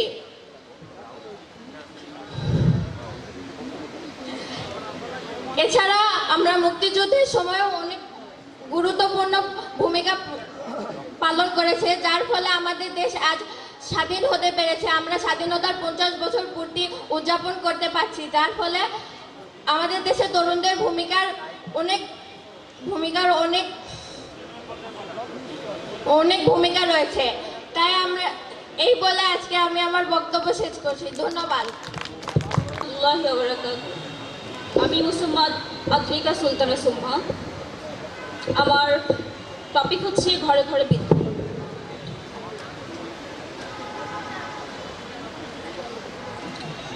আমাদের মাননীয় প্রধানমন্ত্রী শেখ হাসিনার স্বপ্ন ছিল তিনি ঘরে ঘরে বিদ্যুৎ প্রেরণের মাধ্যমে দেশবাসীর উন্নয়ন কল্পে সহযোগিতা করবেন এবং সোনার বাংলা গড়ার লক্ষ্যে সার্বিক বিষয়ে উন্নতির জন্য তিনি ঘরে ঘরে বিদ্যুৎ পৌঁছে দেবেন। তো আমাদের প্রধানমন্ত্রী শেখ হাসিনা তিনি স্বাবলম্বীভাবে আমাদের ঘরে ঘরে বিদ্যুৎ পৌঁছে দিয়েছেন এবং তিনি যেগুলো দুর্বল অঞ্চল, যেগুলোতে তিনি ঘরে ঘরে বিদ্যুৎ পৌঁছে দিতে পারেননি, আমরা আশাবাদী যে তিনি কিছুদিনের মধ্যে আমাদের ঘরে ঘরে বিদ্যুৎ পৌঁছে দিয়ে আমাদের দেশবাসীর উন্নয়নে খুব বিরাট একটা ভূমিকা পালন করবে। তার সাথে আমরা যারা বিদ্যুৎ পেয়েছি আমরা খুবভাবে উপকৃত যে আমরা পড়াশোনার কাজে যারা আগে পিছিয়ে ছিলাম তারা অনেকভাবে আজ স্বাবলম্বী। ক্ষেত্রে আর সার্বিক ক্ষেত্রে আমরা খুব ভাগ্যবানের সহিত বিদ্যুৎটা গ্রহণ করেছি। তো বিদ্যুৎ গ্রহণ করেছি, তো আমাদের প্রধানমন্ত্রী শেখ হাসিনার স্বপ্নটা বাস্তবায়ন হয়েছে প্রায় 95%। তো আমরা এ বিষয়ে আমরা তার কাছে একদম নত ছাড়া আমাদের কিছুই বলার নেই, কারণ আমরা যা চেয়েছি তা সার্বিকভাবেই পেয়ে গেছি। তো আমরা চাই যেগুলো জনসাধারণ আছি তারা খুব সচেতনতার সাথে বিদ্যুৎটি খরচ করবেন, যাতে আমাদের দেশবাসী আরও বেশি বিদ্যুৎ পেয়ে থাকে, বিদ্যুৎ সরবরাহ করতে যাতে যেন কর্তৃপক্ষের কোনো অসুবিধা না হয়ে থাকে। আমি সার্বিকভাবে চেষ্টা করব, আপনারাও সার্বিকভাবে চেষ্টা করবেন যাতে বিদ্যুৎ আমরা স্বল্প পরিমাণে খরচ করি, যাতে আমাদের বিদ্যুৎ ঘাটতি না পড়ে।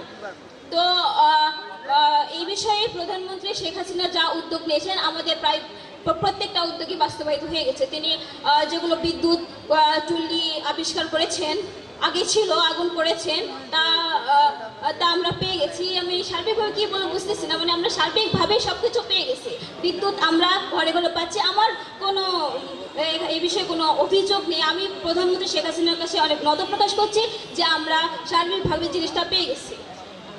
আর আমি চাই যে আমরা সবাই তার কাছে অনেক কৃতজ্ঞতা প্রকাশ করছি। আমি চাই যে আমরা সবাই যেন তাদের কাছে অনেক কৃতজ্ঞতা প্রকাশ করে থাকি। সার্বিকভাবে বলার কিছুই নেই বিষয়টা নিয়ে, কারণ আমরা সার্বিক সব প্রয়োজনীয় জিনিস আমরা বিদ্যুতের মাঝে পেয়ে গেছি।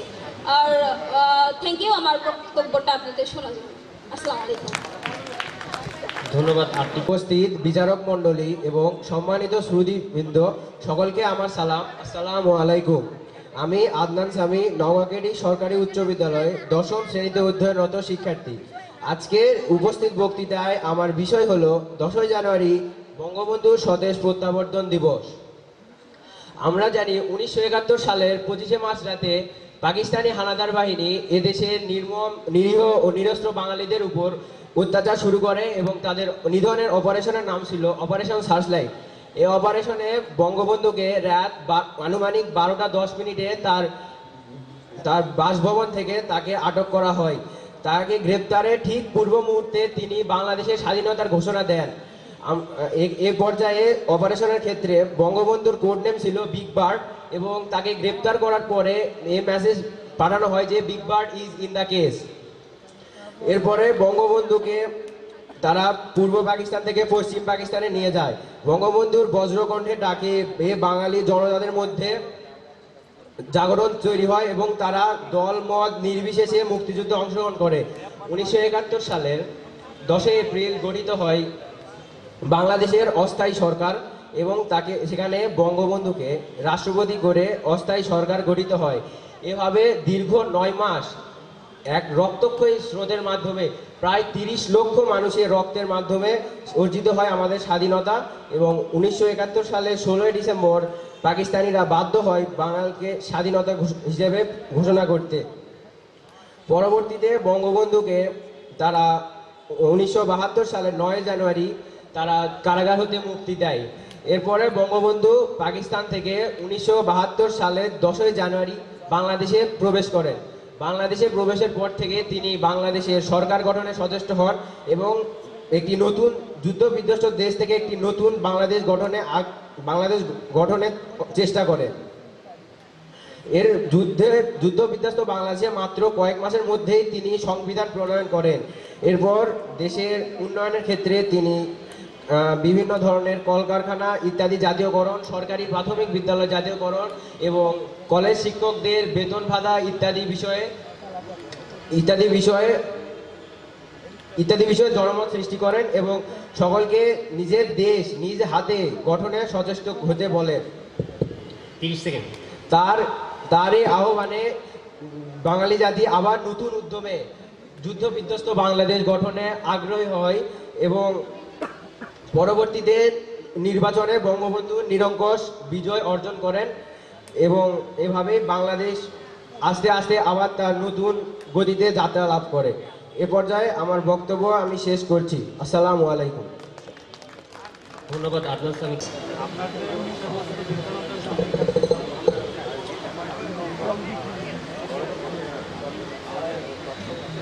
বিসমিল্লাহির রহমানির রহিম। প্রথমেই স্মরণ করছি হাজার বছরের শ্রেষ্ঠ বাঙালি জাতির জনক বঙ্গবন্ধু শেখ মুজিবুর রহমানকে, পাশাপাশি আজকের অনুষ্ঠানের সম্মানিত সভাপতি সহ সকল প্রশাসনিক কর্মকর্তা কর্মচারীবৃন্দ এবং মাননীয় এবং বরেণ্য বিচারক মণ্ডলীর সবাইকে জানাই স্বাধীনতার 50 বছরের শুভেচ্ছা।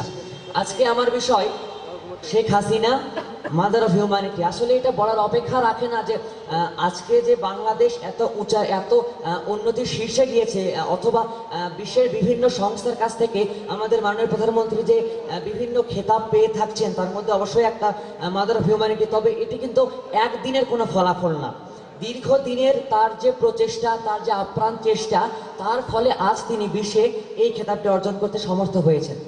তবে এইখানে একটি ঘটনা বিশেষভাবে উল্লেখ্য, সেটি হচ্ছে 18 বা 19 সালের শেষ দিকে যখন মিয়ানমারে গণহত্যা শুরু হয়, তখন কিন্তু বিশ্বের অন্যান্য দেশ তাদের পাশে না দাঁড়ালেও বাংলাদেশ সরকার কিন্তু তাদের আশ্রয় দিয়েছে, তাদের সকল সুযোগ সুবিধা প্রদান করেছে। এবং এই জন্য মাননীয় প্রধানমন্ত্রীর কাছে শুধু বাংলাদেশ না বরং বাংলাদেশের মানুষ, মিয়ানমারের মানুষ সহ সারা বিশ্বের মানুষ তার কাছে কৃতজ্ঞ। কারণ আজকে যেখানে দেখা যাচ্ছে ভারত, চীন সহ অন্যান্য দেশ বক্তৃতার সম্মানিত প্রধান অতিথি মান্নাবাদ জেলা প্রশাসক মোহাম্মদ হারুনুর রশিদ স্যার, উপস্থিত রয়েছেন সম্মানিত civil surgeon doctor ABM Abu Hanif sir এবং উপপরিচালক স্থানীয় সরকার গোলাম মোহাম্মদ শাহনিয়াজ স্যার এবং ডেপুটি সিভিল সার্জন স্যার, অতিরিক্ত জেলা প্রশাসক রাজস্ব এবং অতিরিক্ত জেলা প্রশাসক শিক্ষা ICT এবং অতিরিক্ত জেলা ম্যাজিস্ট্রেট সহ আমার সহকর্মীবৃন্দ সহ এবং উপস্থিত যারা রয়েছেন এবং আমার স্নেহের উপস্থিত বক্তৃতার প্রতিনিধিত্ব। আমি প্রথমে ধন্যবাদ জানাই যেটা পিয়ারে দে কোবেরদের হচ্ছে একটা বিখ্যাত লাইন ছিল, the most important thing is not to win but to take part. অর্থাৎ কোনো প্রতিযোগিতায় অংশগ্রহণ করাটাই বড় বিষয়, মানে বিজয়টা বড় বিষয় না। এখানে আমাদের যে উপস্থিত বক্তৃতায় যে প্রতিযোগীগণ অংশগ্রহণ করেছে সবাই ভালো করেছে, তারপরেও আমরা যখন বিচারকের এখানে বসি আমরা কিছু বিষয়গুলো একটু দেখে থাকি, সেই বিষয়গুলোর সাথে আমি একটু তোমাদের পরিচিত করে দিতে চাই, যেহেতু তোমরা বড় পরিসরেও তোমরা নিজেদের উপস্থাপন করার সুযোগ পাবে। আমি প্রথমে যেটি বলি যে আসলে এটি আমাদের উপস্থিত বক্তৃতার সময়টা দেওয়া ছিল 3 মিনিট। তো 3 মিনিটের যদি 1 মিনিট 1.5 মিনিট মানে অ্যাড্রেসিংয়ে চলে যায়, তাহলে কিন্তু তুমি বক্তব্য তথ্য উপস্থাপনের জন্য খুব কম সময় পাও। তো অ্যাড্রেসিংটা খুব লিমিটেড করতে হবে। এখানে তুমি সর্বোচ্চ হলো প্রধান অতিথি কিংবা সভাপতি যদি থাকে তাকে অ্যাড্রেসিং করে তুমি তোমার বক্তব্য শুরু করতে পারো। কারণ এখানে বলা হয় যে মানে রেস এগেনস্ট টাইম, মানে 3 মিনিটটা খুব মানে প্রতিটা সেকেন্ডই এখানে গুরুত্বপূর্ণ। আর আমাদের টপিকগুলো আমরা মূলত যখন সিলেকশন করি, আমরা আমাদের এই LDCর উত্তরণ, তারপরে আমাদের মাননীয় প্রধানমন্ত্রী জাতির পিতা বঙ্গবন্ধু শেখ মুজিবুর রহমান, সমসাময়িক বিষয়, এই বিষয়গুলোকে আমরা প্রাসঙ্গিকভাবে নিয়ে এসেছিলাম। তো বিষয়গুলো যখন তোলা হচ্ছে, তুমি যখন এই বিষয়গুলো সম্পর্কে মানে বক্তৃতা করছো, তখন তোমাকে টপিকটা ভালো করে বুঝতে হবে। মানে to understand the topic is half of the competition. মানে টপিকটা যদি তুমি ভালো করে না বোঝো তাহলে তোমার কিন্তু পরবর্তী বক্তব্য তোমার কন্ট্রোলিং থাকে না, যেটাকে আমরা টপিক সেন্টেন্সে এক্সপ্লেনেশন বলি। যেমন আমাদের একটা টপিক ছিল হচ্ছে বই উৎসব। বই উৎসবে আমরা বলতে আমাদের মাননীয় প্রধানমন্ত্রী 1 জানুয়ারি বই দিচ্ছে, এটা একটা বিশাল আকারে, বিশ্বের কোনো দেশে এটা হয় না সরকারিভাবে, এত একটা রীতিমতো একটা উৎসবের মতো। তো এখানে যখন আমরা বক্তব্য শুনলাম তখন আমাদের কাছে মনে হয়েছে এটা একটু গোলায় ফেলার মতো, এটা মনে হচ্ছে যে বই মেলার মতো। তো এই বিষয়গুলো একটু খেয়াল রাখবে। তারপরে নারীর ক্ষমতায়নে আমাদের বাংলাদেশ কিন্তু একটা উৎকৃষ্ট উদাহরণ। আমাদের মাননীয় প্রধানমন্ত্রী নারী, বিরোধী দলীয় নেত্রী নারী, আমাদের স্পিকার থেকে শুরু করে সব কিছু। তো এই নারীর ক্ষমতায়ন যখন বলি তখন এই রোল মডেলগুলো আমাদের মাননীয় প্রধানমন্ত্রী থেকে শুরু করে যে বিষয়গুলো রয়েছে, আমাদের দ্বাদশ শ্রেণী পর্যন্ত অবৈতনিক শিক্ষা, তারপরে বিভিন্ন ক্ষেত্রে আমাদের কোটা সিস্টেম দিয়ে নারীদের ক্ষমতা, এই বিষয়গুলো একটু ভালো হতো। আর আরেকটা এরকম বিষয় ছিল যেমন 10 জানুয়ারি বঙ্গবন্ধুর স্বদেশ প্রত্যাবর্তন দিবস। আমরা ওই স্বদেশ প্রত্যাবর্তন দিবসে আমাদের যে আকাঙ্ক্ষা, জাতির পিতা আমাদের ফিরে আসছে, আমরা সেই বিষয়টাকে আমরা স্বাধীন দেশে কীভাবে তাকে অ্যাকসেপ্ট করলাম, এই বিষয়গুলো একটু ফোকাস দিতে হতো। কিন্তু আমরা দেখলাম যে ইতিহাসটা মানে ওই পিছন থেকে শুরু করার জন্য 10 জানুয়ারির মূল ফোকাসটা হারায় গেছে। আমাদের যখনই আমরা কোনো বিতর্কের টপিকটা যেটা থাকবে সেটার উপরে কিন্তু আমাদের ফোকাসটা থাকা দরকার, মানে অন্য বিষয়গুলো হলে সেটা কিন্তু অপ্রাসঙ্গিক হয়ে যায়।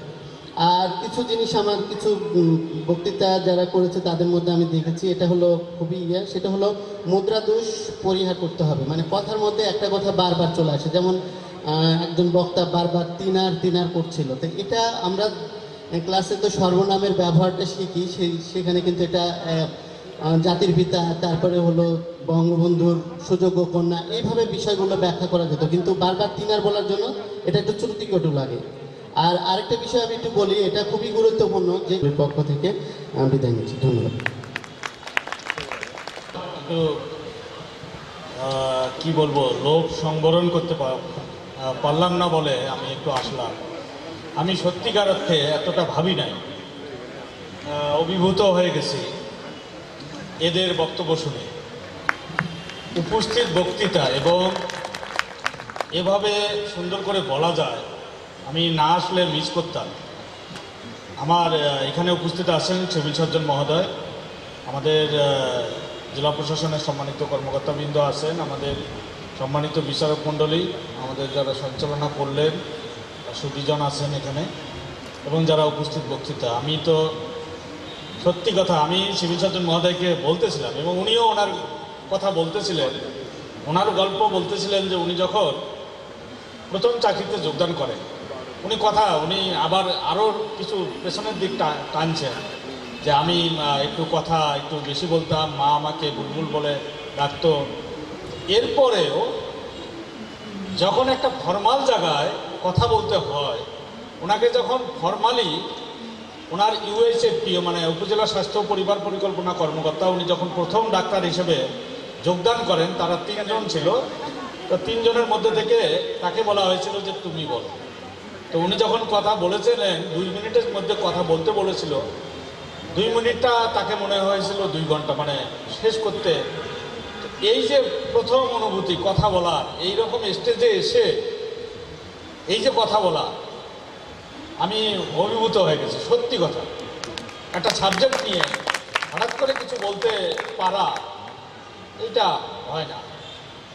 সম্মানিত বিচারক মণ্ডলীর মধ্য থেকে একজন আমাদের ডিডি মহোদয় বলেছেন, এবং তিনি কিন্তু তার দৃষ্টিভঙ্গি থেকে রাইট, তিনি উচ্ছ্বসিত প্রশংসা করেছে তোমাদের, সেই সঙ্গে তার যে অ্যানালাইসিসগুলো তিনি বিচারকের দৃষ্টিভঙ্গি থেকে ক্রিটিক্যাল অ্যানালাইসিস যেভাবে করা কথা, তোমাদেরকে আরও সামনের দিকে আরও ভালো করার জন্য যেভাবে বলা দরকার, সেই বিষয়গুলো কিন্তু তিনি উত্থাপন করেছেন। আমি ধন্যবাদ দিই, কারণ হলো তিনি এখান থেকে 10 জন বা 11 জনের মধ্য থেকে কিন্তু তোমাদেরকে প্রথম, দ্বিতীয়, তৃতীয় এভাবে তাদেরকে নির্বাচন করতে হবে। সেভাবে আমি সত্যি আমি জানি না, আমি আসলে এখানে বলতে চাচ্ছি না, বললে আবার বিচারক মণ্ডলী হয়তো হয়ে যায় কিনা। আমি 2-3 জনের বক্তব্যে সত্যিকার অর্থে যে আমি নিজে এই পজিশনে থেকেও আমি এই কথা, ছাত্র অবস্থায় তো সম্ভব না, এই পজিশনে এসেও এভাবে বলতে পারতাম না। তো আমি তোমাদেরকে ধন্যবাদ দেই, এবং যে কথাটি আমাদের ডিডি মহোদয় শুরু করেছেন, যে বক্তব্য ভালো বললাম নাকি কতটুকু বললাম সেটি না, অংশগ্রহণ করলাম। আমি জীবনেও, আমি জানি না সামনের সারিতে যারা বসে আছে কয়জন এখানে এই অবস্থায় কয়জন নাম দেওয়ার সাহস পেত, এরকম আমরা কথা বলবো এসে। কি আতিক সাহেব, ওরা যে নাম দিয়েছে এবং এভাবে বলছে এত সুন্দর করে, আমি সত্যি অভিভূত। ধন্যবাদ তোমাদেরকে, তোমাদের সাফল্য কামনা করি, এবং এই সুন্দর বিচারক মণ্ডলী এবং সুন্দর আয়োজন, আমাদের এডিসি শিক্ষা ও আইসিটি মহোদয়, এটার সমন্বয়, সবাইকে আমি ধন্যবাদ জানাই। আল্লাহ হাফিজ। মহোদয়কে আমাদের আজকে প্রতিযোগীদের উদ্দেশ্যে মহামূল্যবান পরামর্শ প্রদানের জন্য আজকের প্রতিযোগিতার রেজাল্ট আমাদের ফলাফল আমাদের হাতে পৌঁছেছে। আমি ফলাফল ঘোষণার আগে সকল প্রতিযোগীকে ধন্যবাদ জ্ঞাপন করতে চাই তাদের অংশগ্রহণের মাধ্যমে আজকের এই আয়োজনকে প্রাণবন্ত করার জন্য। প্রথমে আমি 5ম স্থান ঘোষণা করব। 5ম স্থান অধিকার করেছে মোহাম্মদ রাফিউল ইসলাম।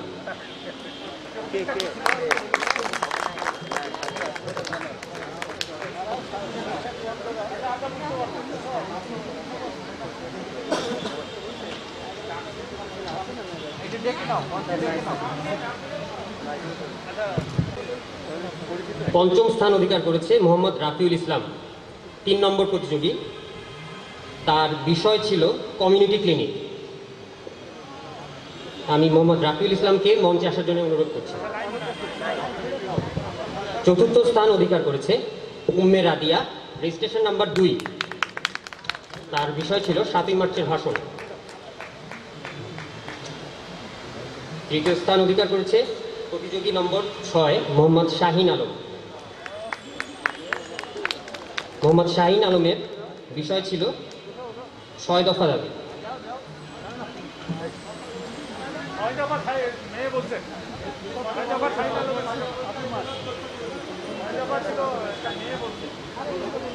যাই হোক, আমি দ্বিতীয় স্থান অধিকারকারীকে আসার জন্য মঞ্চে আসার জন্য অনুরোধ করছি। দ্বিতীয় স্থান অধিকার করেছে আদনান সামি, কেডি স্কুল। আদনান সামির বিষয় ছিল 10ই জানুয়ারি। এবার কাঙ্ক্ষিত প্রথম স্থান। আজকের উপস্থিত বক্তৃতা প্রতিযোগিতা প্রথম স্থান অধিকার করেছে মোহাম্মদ সাইফুর রহমান সাকিব, কেডি স্কুল। 11 নং প্রতিযোগী সাইফুর রহমান সাকিব, তার বিষয় ছিল Sheikh Hasina mother of human.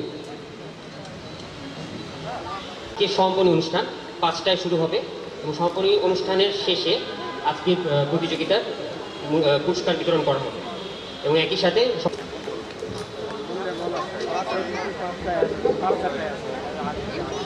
উদযাপনের স্থানে আমাদের মাঝে উপস্থিত আছেন মান্যবর জেলা প্রশাসক জনাব মোহাম্মদ রশিদ স্যার, উপস্থিত আছেন সিভিল সার্জন মহোদয়, আছেন আমাদের সাবেক সাংসদ শাহিন মনোয়ারা হক সহ বিভিন্ন দপ্তরের কর্মকর্তাবৃন্দ, সুধীবৃন্দ উপস্থিত। সকলকেই আমি শুভেচ্ছা এবং অভিনন্দন জ্ঞাপন করছি। নওগাঁ জেলা প্রশাসন কর্তৃক আয়োজিত এই 2 দিনের কর্মসূচিতে আপনাদের অংশগ্রহণ। এই কর্মসূচিটি স্বল্পোন্নত দেশ থেকে উন্নয়নশীল দেশে উত্তরণ, এই কর্মসূচি কার্যক্রমকে আরও বেগবান এবং উজ্জীবিত করেছে এবং প্রাণবন্ত হয়ে উঠেছে আপনাদের উপস্থিতিতে। বাংলাদেশের এক অনন্য অর্জন, স্বল্পোন্নত দেশ থেকে উন্নয়নশীল দেশে উত্তরণ। স্বাধীনতার সুবর্ণ জয়ন্তী এবং জাতির পিতার জন্মশতবার্ষিকীতে বাংলাদেশের উন্নয়ন এবং অগ্রযাত্রায় এই সাফল্যকে মূলত দেশব্যাপী উদযাপনের অংশ হিসেবেই জেলা প্রশাসন নওগাঁ আয়োজনে আজ এই সমাপনী অনুষ্ঠান এবং সমাপনী অনুষ্ঠান শেষে মূলত সাংস্কৃতিক অনুষ্ঠান এবং একই সাথে পুরস্কার বিতরণে হয়ে যাবে।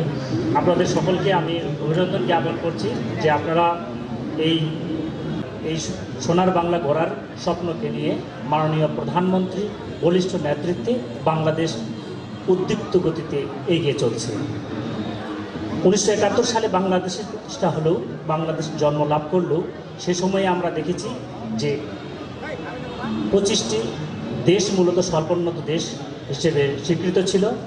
বর্তমানে এই স্বল্পোন্নত দেশের সংখ্যা প্রায় 46টি এবং এই 46টি দেশের মধ্যেও আমরা লক্ষ্য করেছি যে মাত্র 6টি দেশ এই স্বল্পোন্নত দেশ থেকে এই উন্নয়নশীল দেশে উত্তরণের সুযোগ লাভ করেছে, মূলত তাদের কর্মপরিকল্পনা এবং সেই রাষ্ট্র পরিচালনার যে বলিষ্ঠ নেতৃত্বের কারণে।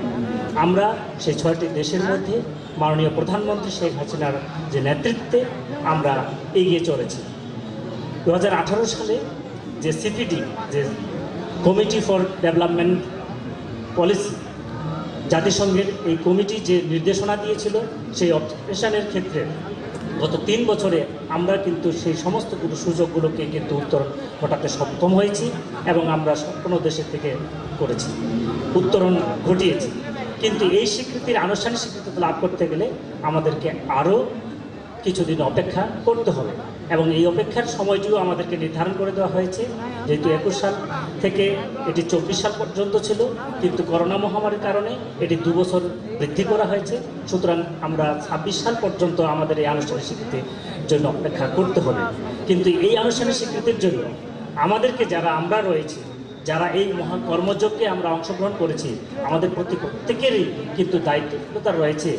যে কর্ম পরিকল্পনাই সরকার কর্তৃক বা সরকার কর্তৃক গৃহীত হোক না কেন, সেই কর্ম পরিকল্পনাকে বাস্তবায়ন করার জন্য আমাদের প্রত্যেকের অত্যন্ত গুরুত্বপূর্ণ ভূমিকা রয়েছে। এই ক্ষেত্রে আমার মনে হয় যে বাংলাদেশ সরকার 2012 সালে যে NIS গ্রহণ করেছে, সেই NIS পলিসিও কিন্তু অত্যন্ত গুরুত্বপূর্ণ। আমরা যদি প্রত্যেকটি দপ্তর অত্যন্ত সুদৃঢ়তার সাথে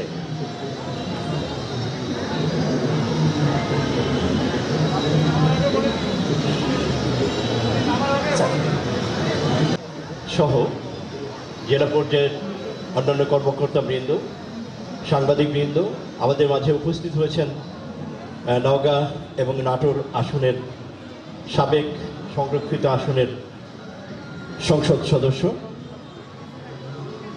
সহ উপস্থিত বিভিন্ন স্তরের সাধারণ মানুষকে আমি শুভেচ্ছা জানাচ্ছি। শুনে আমরা গতকাল থেকে এই জেলা স্কুল মাঠে অনুধাবন করছি অংশগ্রহণকারী মানুষের মধ্যে যে স্বতঃস্ফূর্ততা, অর্থাৎ তাদের যে বহিঃপ্রকাশ সেটি এরকম যে বাংলাদেশ বর্তমান সরকারের যে মাননীয় প্রধানমন্ত্রী শেখ হাসিনার নেতৃত্বে এই প্রায় এক যুগ পেরিয়ে গেছে এই পর্যায়ের যে ক্ষমতায় সময়কালে অভাবনীয় যে উন্নয়ন কর্মকাণ্ড সাধিত হয়েছে। এই জেলা পর্যায়ের বিভিন্ন দপ্তরগুলো যে উন্নয়ন কর্মকাণ্ডগুলো তুলে ধরেছেন, স্টলগুলোকে, এগুলো থেকে মানুষের মধ্যে একটা অভাবনীয় সাড়া পরিলক্ষিত হয়েছে। করোনা পরিস্থিতি উপেক্ষা করে হাজার হাজার মানুষ এখানে আসছেন। তারা এখানে কিন্তু কোনো বিনোদনের কিছু নেই, এই মেলায় কোনো খাবার কিছু নেই, শুধুমাত্র যেসব দপ্তর উন্নয়ন কর্মকাণ্ড করেছেন বা সেবা কার্যক্রম পরিচালনা করছে সেগুলো এখানে প্রেজেন্ট করা হচ্ছে, উপস্থাপন করা হচ্ছে। এগুলো দেখে মানুষের মধ্যে একটা অভূতপূর্ব সাড়া আমরা লক্ষ্য করেছি। আমরা যেহেতু সাংবাদিকতা করি, এখানে জেলা প্রেস ক্লাবের সভাপতি মহোদয় আছেন, আমরা কিন্তু সরকারের এই উন্নয়ন কর্মকাণ্ডগুলো তুলে ধরবার চেষ্টা করি, তুলে ধরি, এবং এর আগেও সরকার পরিচালিত হয়েছে।